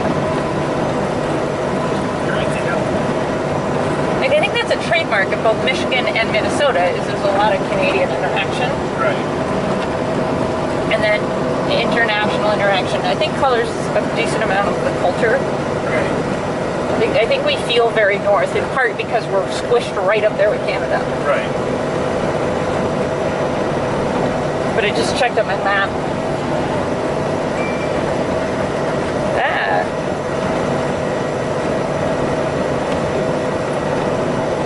And yeah. While there are international boundaries inside of Lake Superior, even in a water boundary, Wisconsin only interacts with Michigan and Minnesota.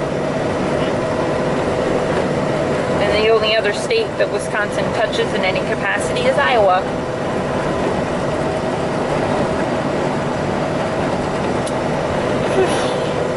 Iron Mountain. I don't know what we did in Iron Mountain. I don't think there's that many choices. I remember going back to school and somebody being like, what did you do over Thanksgiving break or something? I say, we went to Iron Mountain. And slayed the dragon and stole his hoard. It sounded super cool to my classmates. We went to this little cute antique shop. They have a little museum about the shit they do around there. Other than that, surprisingly not a lot of iron. They did more woodworking in it. I think I got a piece of copper from there. It's real iron here over there. Well, that's what they do up there. It's mostly copper mining. I got to see the largest single piece of copper that was pulled out of the UP. Oh yeah? Yeah, it's on display in the Smithsonian. How massive? The size of like a twin mattress. That's... God, that has to look awesome. Yes, it does. It's worth. And it's like still like raw. Yeah. Kind of like there's still like chunks of earth attached to it. That's cool. Yeah, it's at the Museum of Natural History, I believe, in Washington D.C. I got super excited when we were just looking at a bunch of rocks, and then there was this one that was from UP of Michigan. I'm like, hey, woo! I have learned that as a general rule in such museums, it's generally considered impolite to whoop. Woo! Yeah, hometown! Yeah! I mean... It does not stop me, though. It's also considered impolite in such institutions to shriek out of fright or disgust. That don't stop people. I was at the Louvre, and they have this section that's like super dark because all of the objects are light sensitive. Okay. And it's just a bunch of artifacts from history, right? Like somebody's crown jewel, somebody's sword. There was a miniature mummy, like 8 inches tall. It freaked someone out. Freaked me out. Oh, it freaked you out.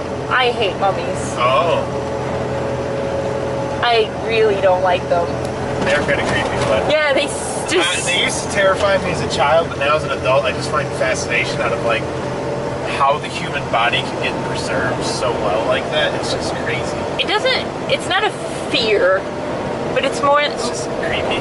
Creepy, super creepy. Makes all of my hair stand on end. Makes me just like, ah! Right. Which is about the sound I made inside the Louvre. Oh! I was like, oh! I was completely by myself. It was just me and some docent. He lectured me in French for not having enough respect. I'm like, I didn't touch it. But, ah! Right.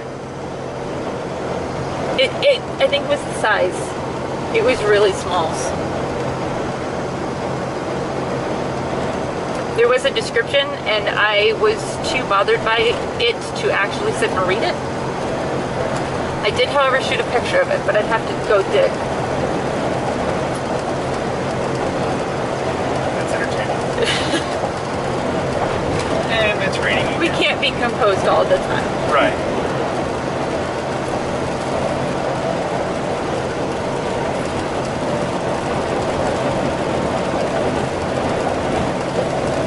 I don't know why, but I always love the billboards that are like, you can have this billboard.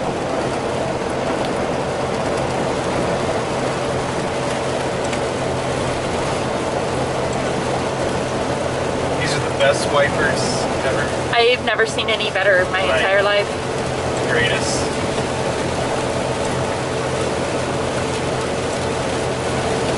My car might have the best wipers.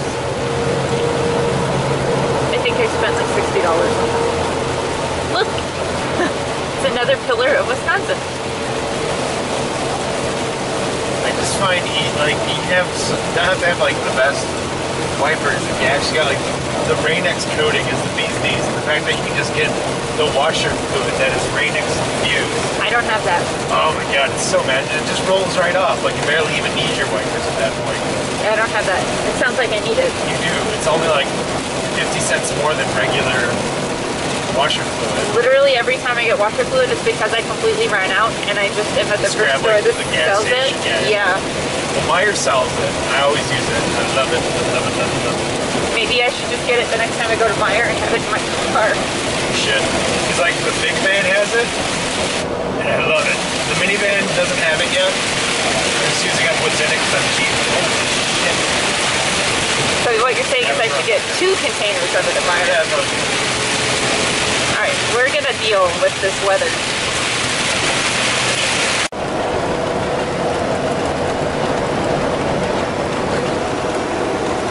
It's such a smooth and gentle ride. There you go.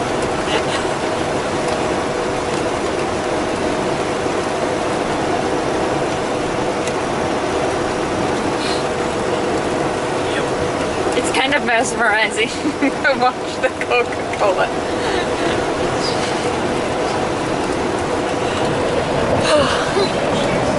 So, right when it started raining on us, my phone sent me an alert that said, lightning struck within 0 miles of you. Oh! That's exciting. Yep.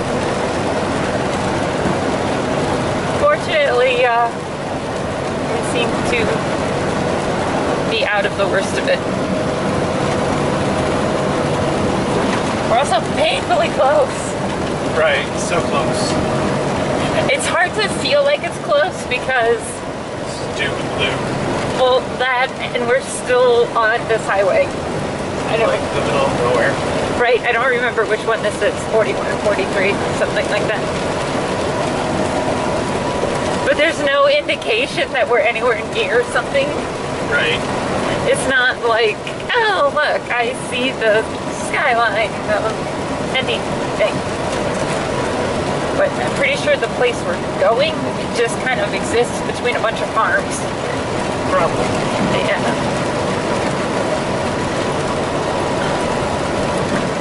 I love Ryder, but I'm going to send them an opinion of They're this. bitchy. What? Pokemon reference. Their license plate. Oh, says I can't see it. There we go. Excellent. There were 3 Pokestops at the Oasis. Huh? There were 3 Pokestops at the Oasis. Nice. One of them, however, was a Starbucks. Which is always underwhelming when you send a gift to a friend and they get it and it says from Starbucks. You're like, oh, thanks, jerk. But it was from Chicago, so I grabbed like 6 of them while we were eating lunch. Sent them to people. And they'll all be expecting me to have like pictures of some trip or something. And I'll be home tomorrow.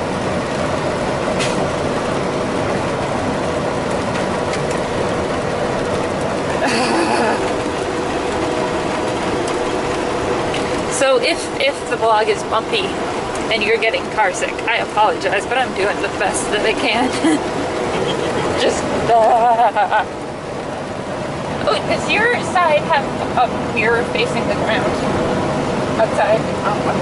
Outside. On my mirrors I have these 2, and then I have a 3rd one that's facing the I ground. didn't know there was a third one. I can't even see it. Yeah.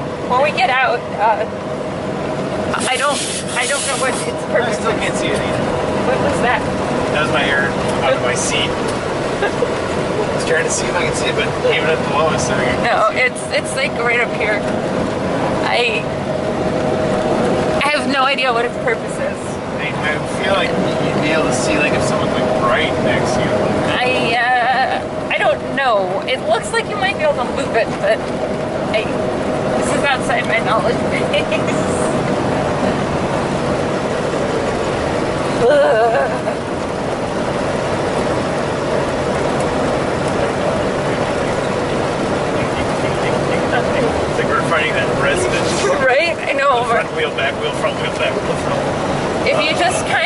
embrace it and just like, I am on this ride now that's going back and forth forever.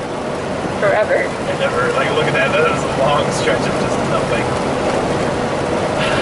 Cross traffic for the next 11 miles with tractor operations. Oh boy. So you're saying the cop doesn't have his strobes on? No, he doesn't. His back strobes. That's the thing lately. I really like it. That way you're not obstructing oncoming traffic with your really annoying In 10 lights. miles, take a slight right turn onto County Highway Y towards US 41. Cool, we get to do something in 10 miles. Yeah. I know, it's really hard to talk.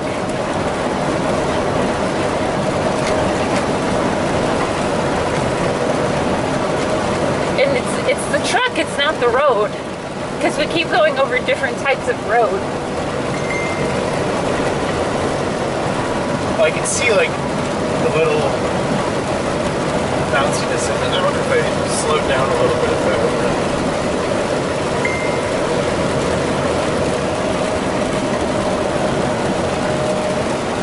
It does, but I don't want to slow down enough for it to be better.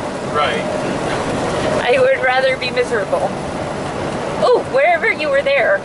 That's at 64. And now it's back. It was like a glorious 45 seconds. That was like the acceleration of, oh, hey, look at that big old tractor. Whoa! Yeah, that was the one your little car can just drive right under you, not even really notice. I was once going down like 12-mile road, and it was super dark out, and I just saw these super tall lights shining down on me. I was like, what the hell is that? And then I realized, like, I could just driven right underneath them, but not even really have noticed.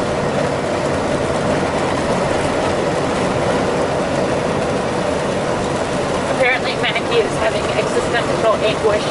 Oh, of course, Mommy's not around. So when I ran inside to grab my medication, she was just like, ah, this is so great! And then I left.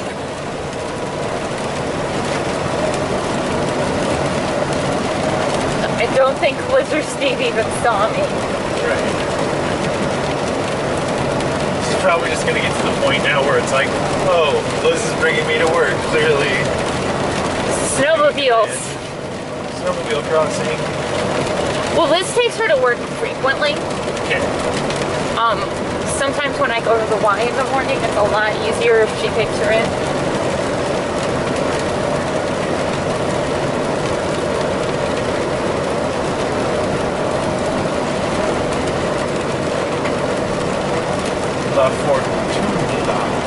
Yeah, I'm not sure what was up with that. Though I do fear that things like this will make her very suspicious when Liz takes her in the morning. Right. And my gym bag does look an awful lot like a suitcase if you're a dog.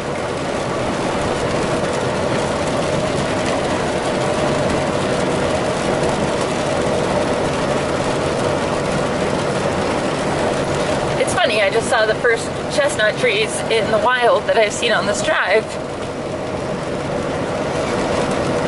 I was asked to learn about chestnut trees yesterday. There's apparently a chestnut farm in Chicago. We're going to shoot a video next week about chestnut trees. And or magical blue stuff. I like this. And as the resident tree person, Right. I've been asked, Marietta County, yes, to be in the video and talk about chestnut trees. It's actually kind of unusual that there's a chestnut farm in Michigan because there was a great chestnut blight in the mid-1800s, which wiped out most of the chestnut trees. And now, while they do grow in the Midwest, you can mostly find them in like Pennsylvania, West Virginia, Ohio, Eastern Kentucky, like that swath. Okay. That makes them notable. It's not just like a cherry farm, which is cool. All right, I'm going to figure out exactly where we're going. Sounds like a good idea. Oh, it's a school bus. I suggest like the train or flying or the ferry. The ferry would probably be easy for you. All right, it is about 4:30, I think. My watch died, and I don't know why. It's 16:20 right now. 16:20. Still Tuesday. Still Tuesday. And tell us who you are. Hi, I'm Tristan Heitkamper. I've been watching the Captain's blog for about 8 years now. So I work for a company that makes aircraft seating, and we have an abundance of leather that needs to go somewhere, but we can't use. So conveniently, it went in here. It's about 6,400 pounds of leather, so I think that should Maybe that'll make the ride smoother. Maybe. yeah. So hopefully you guys can find some great uses for that. Yep, we're pretty excited. So thank you so much for setting this up. Yeah, absolutely no problem. And we are now going to drive all the way back to Grand Rapids. Have fun. So much. For 41 miles, continue straight. For 41 miles, continue straight. I think I can handle that. I was so hoping that the weight difference would change this. It's not. Yeah, you can kind of see the dent in the road. That's what we're just resonating really well with that. I'm letting the camera resonate. There we go. I'm not going to do that constantly. But so that might be a new record. But how quickly we able to load right up and go. Yes. Yeah, that's it's definitely a fast one. It's fantastic. 5 stars. I have never had someone be so organized and ready for us. It is absolutely astounding, and they are very awesome. thorough paperwork and everything like that. Yeah, the paperwork is ready to go. All I had to do was sign it. It's great. And we are working on getting permission to say who we're thanking. So that's coming soon. Some of the companies we work with really don't want us to mention who they are. Right, especially with the amount of cheese that these guys work with. Right? I mean, 6,500 pounds of cheese. Right. Oh boy. Oh boy. I wonder if the IKEA here has cheese. We found an IKEA South Milwaukee. in south of Milwaukee. You guys have to understand something. The relationship that Batman and I have is deeply built upon IKEA.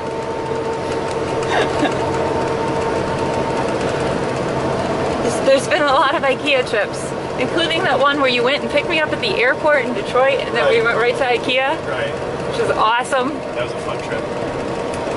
And I am conveniently out of all of my IKEA groceries. Right. Every time I go there, I buy like $50 in frozen mashed potatoes and crepes. I really like them, and they stay in my freezer for a long time. Right. And they're a really great choice when I'm just like, oh, I really am not interested in cooking today. Right. So we all know what's coming. We might have to find a grocery store across from there to buy an actual cooler. So we are now. We might have an IKEA cooler. Well, they have little freezer bags. Right. But they're not usually substantial. Right. Especially for the drive that we're gonna make. Right. So I'm certain we can find a Home Depot or something nearby. Right.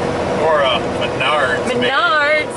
Hey. And I know at least the Menards on Alpine has got like all that kind of stuff clearance. They're right, putting Halloween up. Yeah. I am fairly confident we can find a Menards. You can buy an off-brand Yeti. I don't need my cooler to be my name brand, you know. You're bouncing quite a bit there.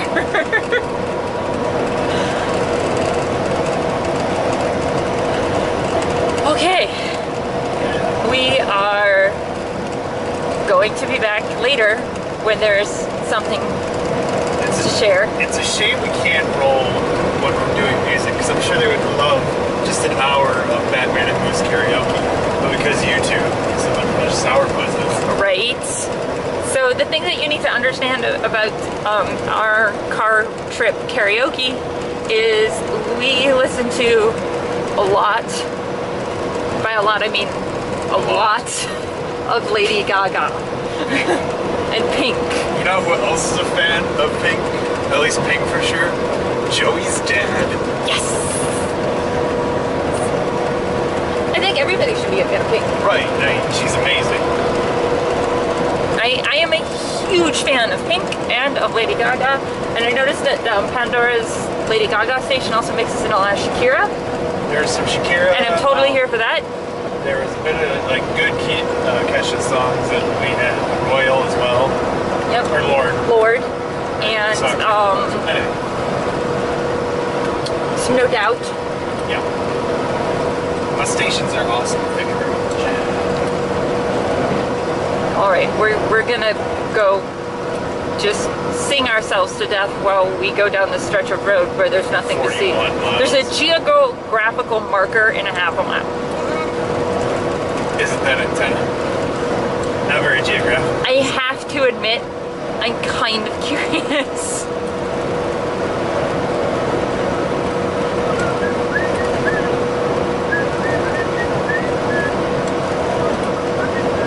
Let's go. Oh, we want to go to the... Yeah, I want to go. Okay. I have to know. Okay, alright. Turning down this... Okay. Yes. I see the Whoa. turn light there. Yeah. This is just a turnaround. Interesting. No, that was the geographical marker. Shit. Maybe. I hope no one's behind me. Oh god. Everyone behind me is like, the fuck was that? Alright. Is that it? That is. I'm gonna go look at it. Alright. Latitude 45 I'm north. going. I'm going. You got this.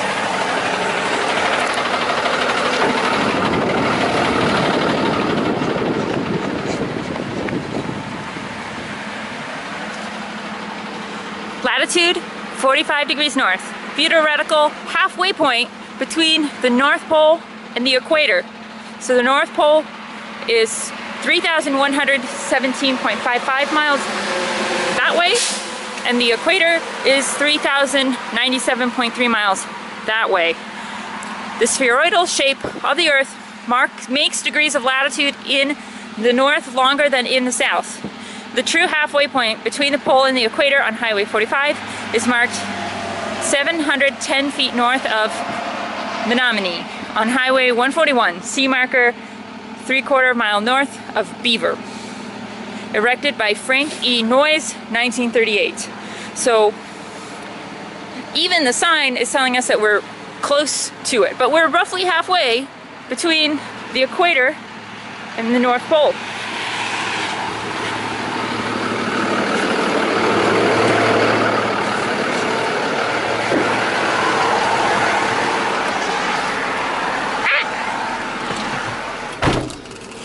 It was the theoretical halfway distance between the equator and the North Pole.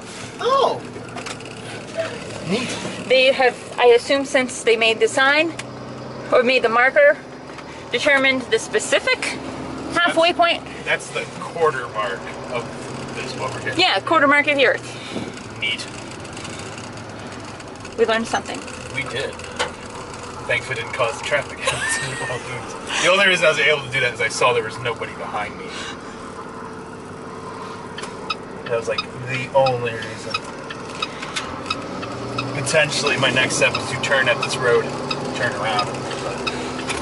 We did it! We learned things. And I'd like to thank the state of Wisconsin for offering us the spot and the warning sign so that I could learn something. Right. The signage could be a little better, but yeah. Ooh, I see a deer. Both of these roads are dead ends. Huh. Alright, now we'll be back. Yep. So it is about 5:15, and we are once again passing through Green Bay. Woo! Woo! The Bay of Green. The Bay of Green is very green right now. Very green, a bit of gray, but... That does look like it would be absolutely beautiful to bike through. Right, it looks like they have a little bike path or something going on there. Yeah, that I would do that if I was here in Green Bay, which is not an area that I Normally, have a strong desire to spend significant amount of time in. Right. Mostly because it was really long drive to get here. If Green Bay were closer, I would be there. It's been raining. For 124 miles, continue straight. The good news is that we only have 128 miles to our destination. All right. You know, I'd love to get back over, guys, so I'm in like the right lane, but you all being a bunch of dicks. Yeah, this truck I is hate when they do that. not letting you. It's like I want to be cooperative. This Mustang, though, he's the true hero, even though he doesn't have his lights on. We have our lights on, right? Yes. Yeah. I got into the habit of just driving with my lights on like all the time. You know what? I do that too because my car automatically turns my lights off. Like when I turn the car off. And I would just won't notice, and I will drive with my lights on constantly, especially in the winter when it seems like all the time it's dark out. I don't think about it.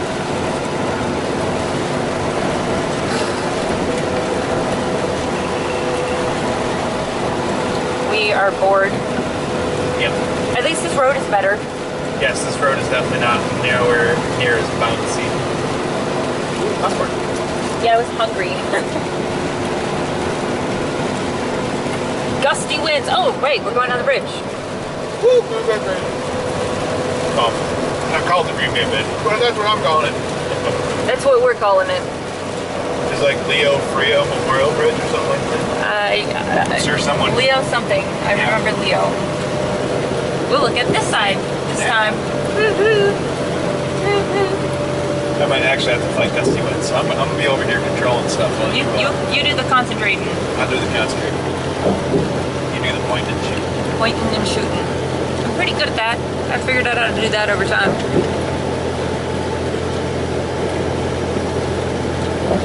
I know a lot of photographers are all like, I only shoot in manual mode, and I do this setting and that setting, and I put mine in auto mode and I click the button. Yeah, it's a big boat. It is a big boat. With one of the bridges that rotates, which is awesome. But like, I have a digital camera. I expect to have it work for me. It's a tiny computer. Right, that's just like... It can do things for me.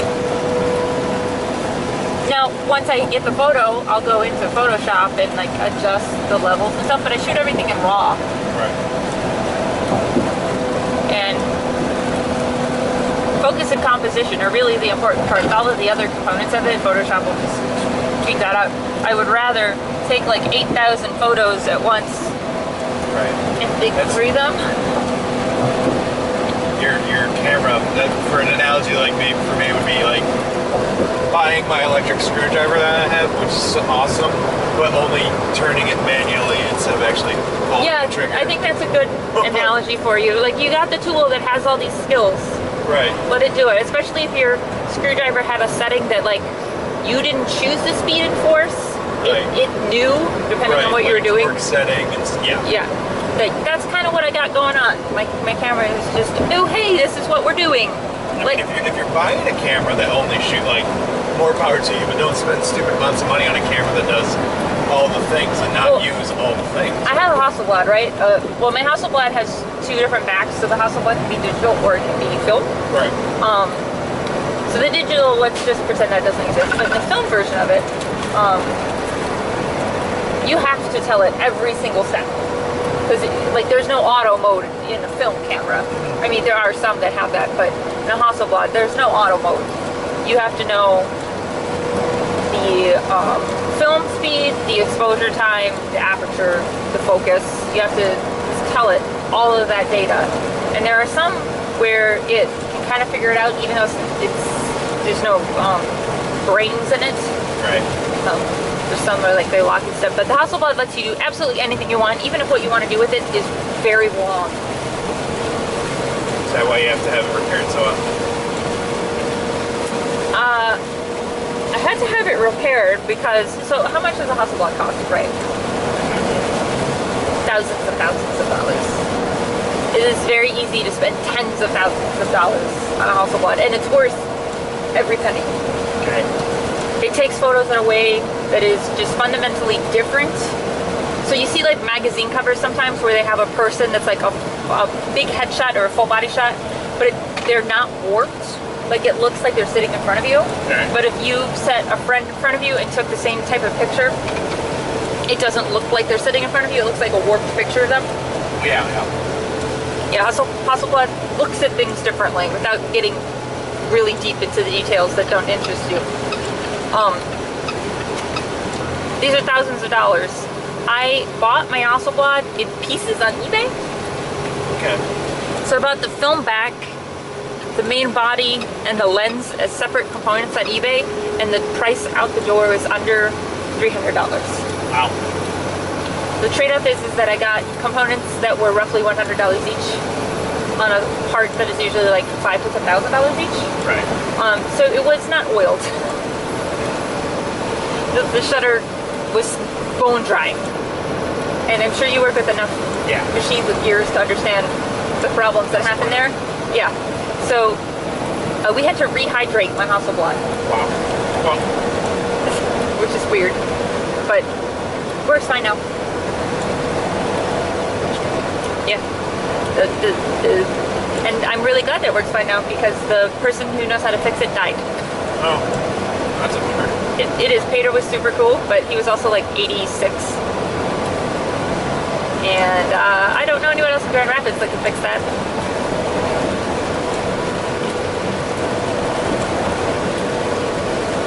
Someone who's manuals, I got this. Even though I only spent a couple $100 on that camera, it still scares me to fix it. Right. Though I did once drop a component inside of the aperture. So I had to take the lens off and take a pair of tweezers and go in and pull the thing off. I dropped a screw. I don't want to do that again.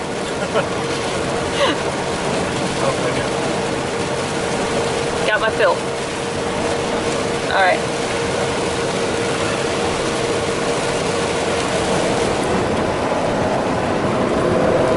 Come on, focus!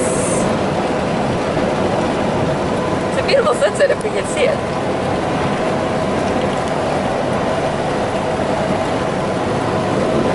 We're in the golden hour.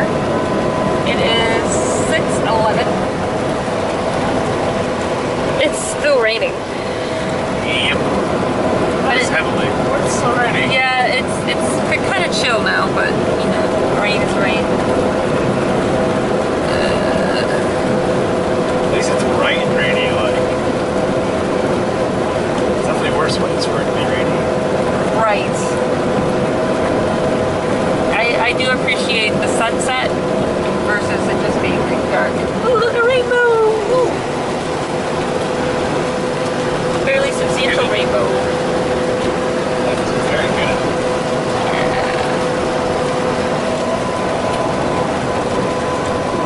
We have 1 hour 2 minutes to go. Oh, I can do it. I know, I'm Got just this. like, Got this.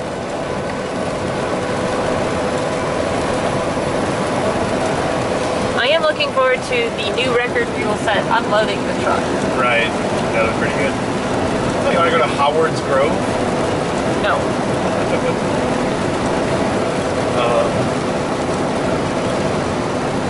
I don't even want to go to Sheboygan.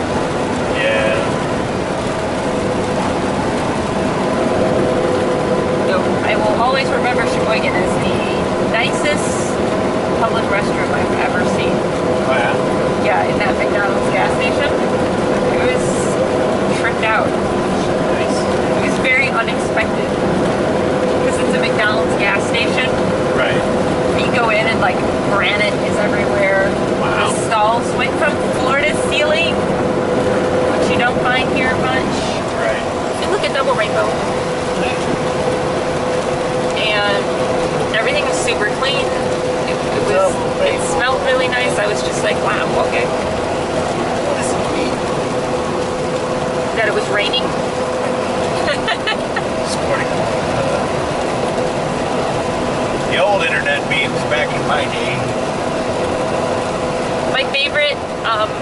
to see a rainbow or when I'm in an airplane, occasionally you'll get to see the whole circle. It's neat. I remember one time in Grand Rapids coming back from like the Holland direction, so I'm doing the curve from 96 there. Yeah. And like downtown Grand Rapids had this golden sunset like this shining on it. So the city looked gold from all the skyscrapers reflecting off this golden sunlight. And there's this perfect rainbow going across it. It's like, this is magical. I have gotten to see that a handful of times, and it is beautiful. I also really like the view of Grand Rapids coming in from Holland. Yeah, it's good.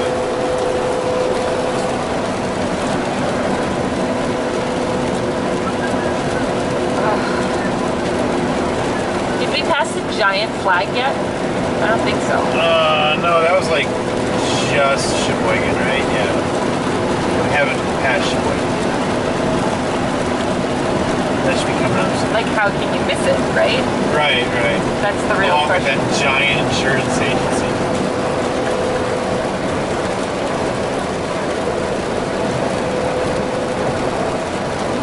How do you hang a flag like that? 'Cause clearly it's not some little dude with a rope. Well, I was able to see that it had a rope wrapping around it quite a bit.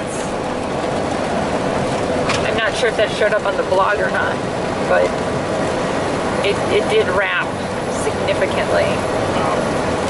So that led me to the question of what contraption was used to put a human being up there to wrap it? Because I'd imagine it's just one of those cherry picker type things, but I would not volunteer for that job. Well, I would think they probably have like the flag like tied up nice and neat. So you can hang it up and then like pull the string and just... Probably, but somebody's got to hang it back up. Right.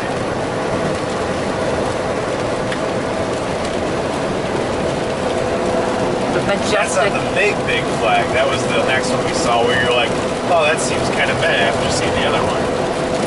I believe. I think that's the big flag. That's big.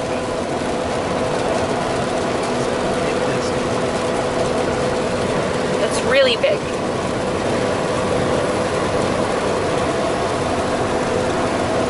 The view of the flag and the rainbow.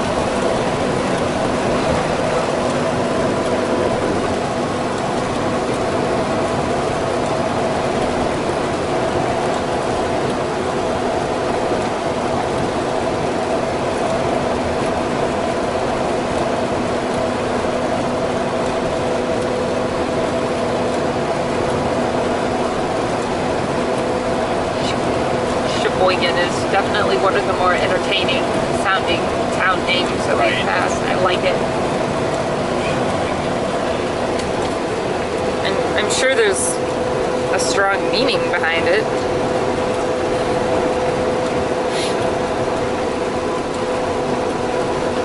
Sheboygan, Wisconsin. Oh, it's the county seat of Sheboygan County. I mean, of course it is. That's totally the giant flag. Yeah. Which means we missed the other smaller big flag.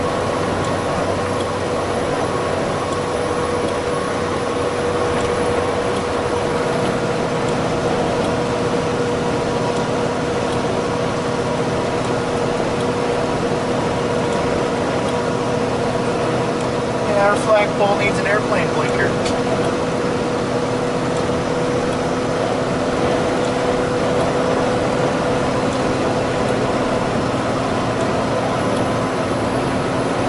Disappointed that there is not much on their Wikipedia page that talks about the origins of Sheboygan. God, that building though. It's so giant.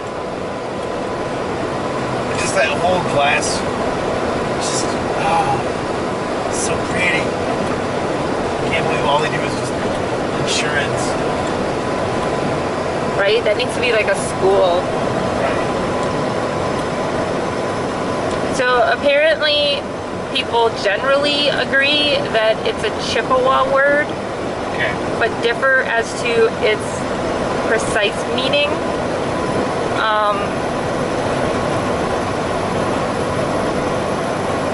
It's somewhat believed that it comes from the phrase Sheboygan or Sheboygan, that means a needle. It's also somewhat commonly assumed that it means an object that perforates or pierces. Okay. Which is a weird one for a town name.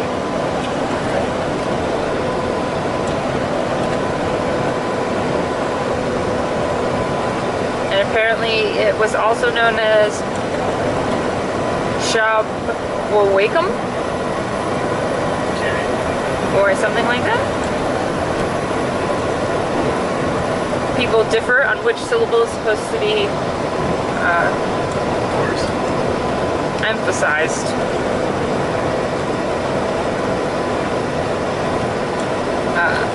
Other people think that it might mean to send through or also drum. So those aren't phrases that go together very well. Right. Apparently the Sheboygan River was named first, and then the county was named, and then the city was named. I could maybe see the needle thing if like the river was named first, like maybe the river pierced through the land like a needle. I don't know.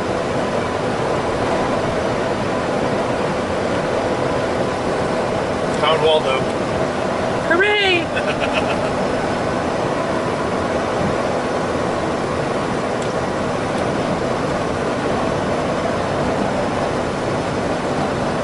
And then of course Milwaukee, which is where we're going, is another city that has a native name origin. They think it comes from the Algonquian word milioque, meaning good, beautiful, and pleasant.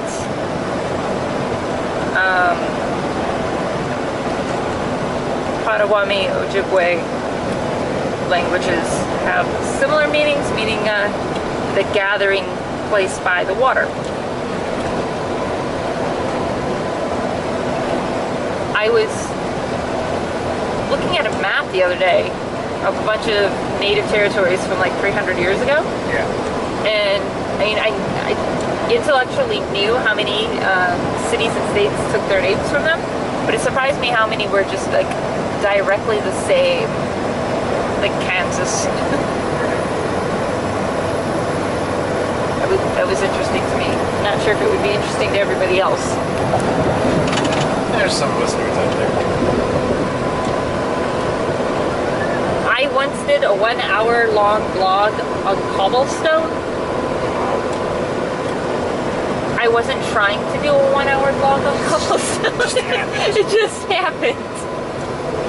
And you're like, Anyone can do it. oh, we're here now. And you know what's perhaps more bothersome than that? I have done another blog on cobblestone. At a separate time in a separate country. It's crazy. It just, again, just kind of came out. You're weird. And there we were. I really like civic and civil infrastructure. Right. So things like sidewalks and street paths and street signs are really interesting to me. Because they're done so dramatically different from place to place. Right. Yeah, look at you and your fancy ungoverned vehicle going faster. You're over here flooring it. Well, yeah. Metaphorically. Metaphorically. I can hit Excel all I want, it ain't gonna go any faster.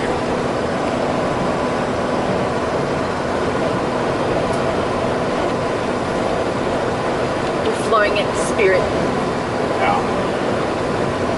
It is pretty sweet to have cruise control though. Yeah, this is a novel thing in the bigger trucks. I seem to recall one particularly terrible trip from Pittsburgh Yeah. without that feature. Without cruise control and crappily governed. Whereas this is lovely governed. Like, even if I don't have cruise control set, if I just put my foot down to max speed, if I'm going uphill, instead of being like maxed on RPMs or something like it'll keep it at 65, so it can still continue to accelerate up the hill. Right. Which is kind of cool. Whereas most other trucks, I don't know what they govern or how they govern it, but it was like, have my foot all the way down, start going up a hill, and can't give it any more gas, and it just you start going 45. That's what my van did.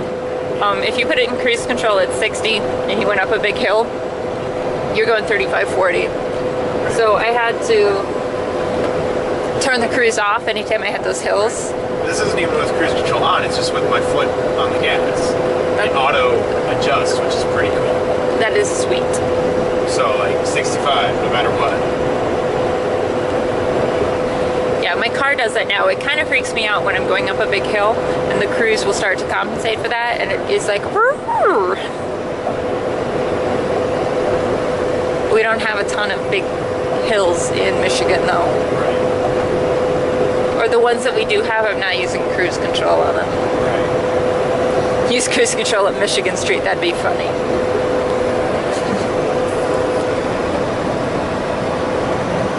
I wonder if the storm is actually past us.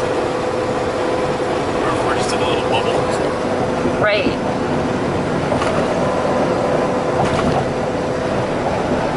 Now, we're under an 80% chance of storms this evening. My favorite.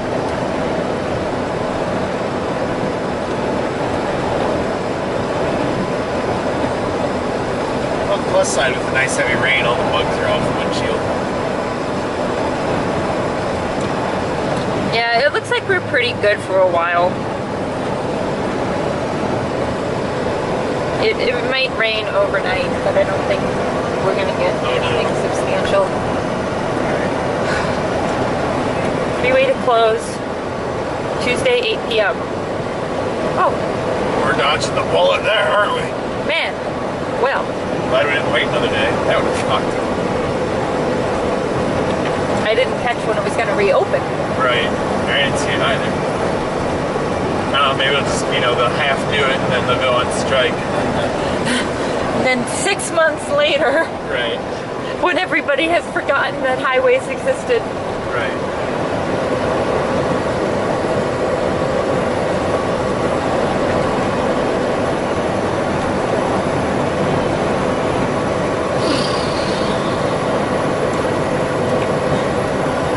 I mean, part of me is really happy that this is so boring. Right. There's really no traffic to fight. Right. That is kind of nice. There are no Appalachian Mountains to go over. Yep. We're not in the middle of Chicago. But, oh my gosh.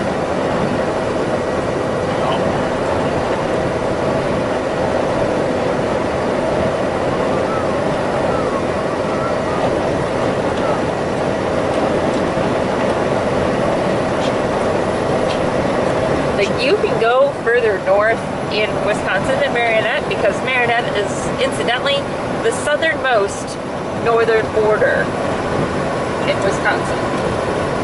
So the further south you can go and be at the top of Wisconsin. But there's just not a lot.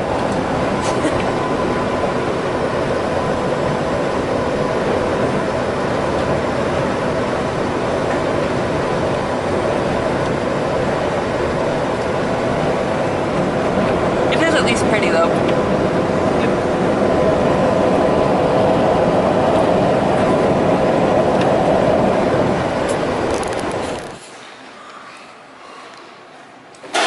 It is 8:28 and we stopped at IKEA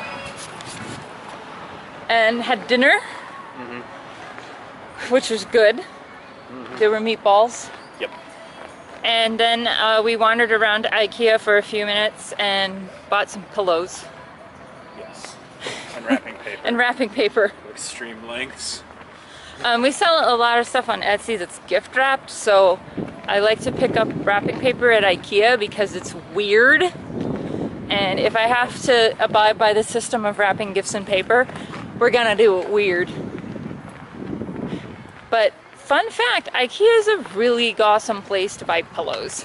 They have them for under $10. They also have like fancier ones, but I got kind of the fancier one. well, they have like $60 pillows. Oh, I didn't go that extreme. I went like the $20 range. Ooh boy! Oof. But they also have $2 pillows, Right. which are not bad at all, especially if you just want something that will work and something that you can throw in the washing machine on high and clean when your dog or cat pukes on it. Which is Experience that neither of us have ever. no idea what you're talking about. None. It's just a rumor I've heard. So we are done for the night. We are going to crash here in Milwaukee. I think technically we're in South Milwaukee. And we will be up bright and early to continue our journey. Early, bright and early. Right. Remember, we're 1 hour behind the rest of the real world. Yeah, I know. Yeah.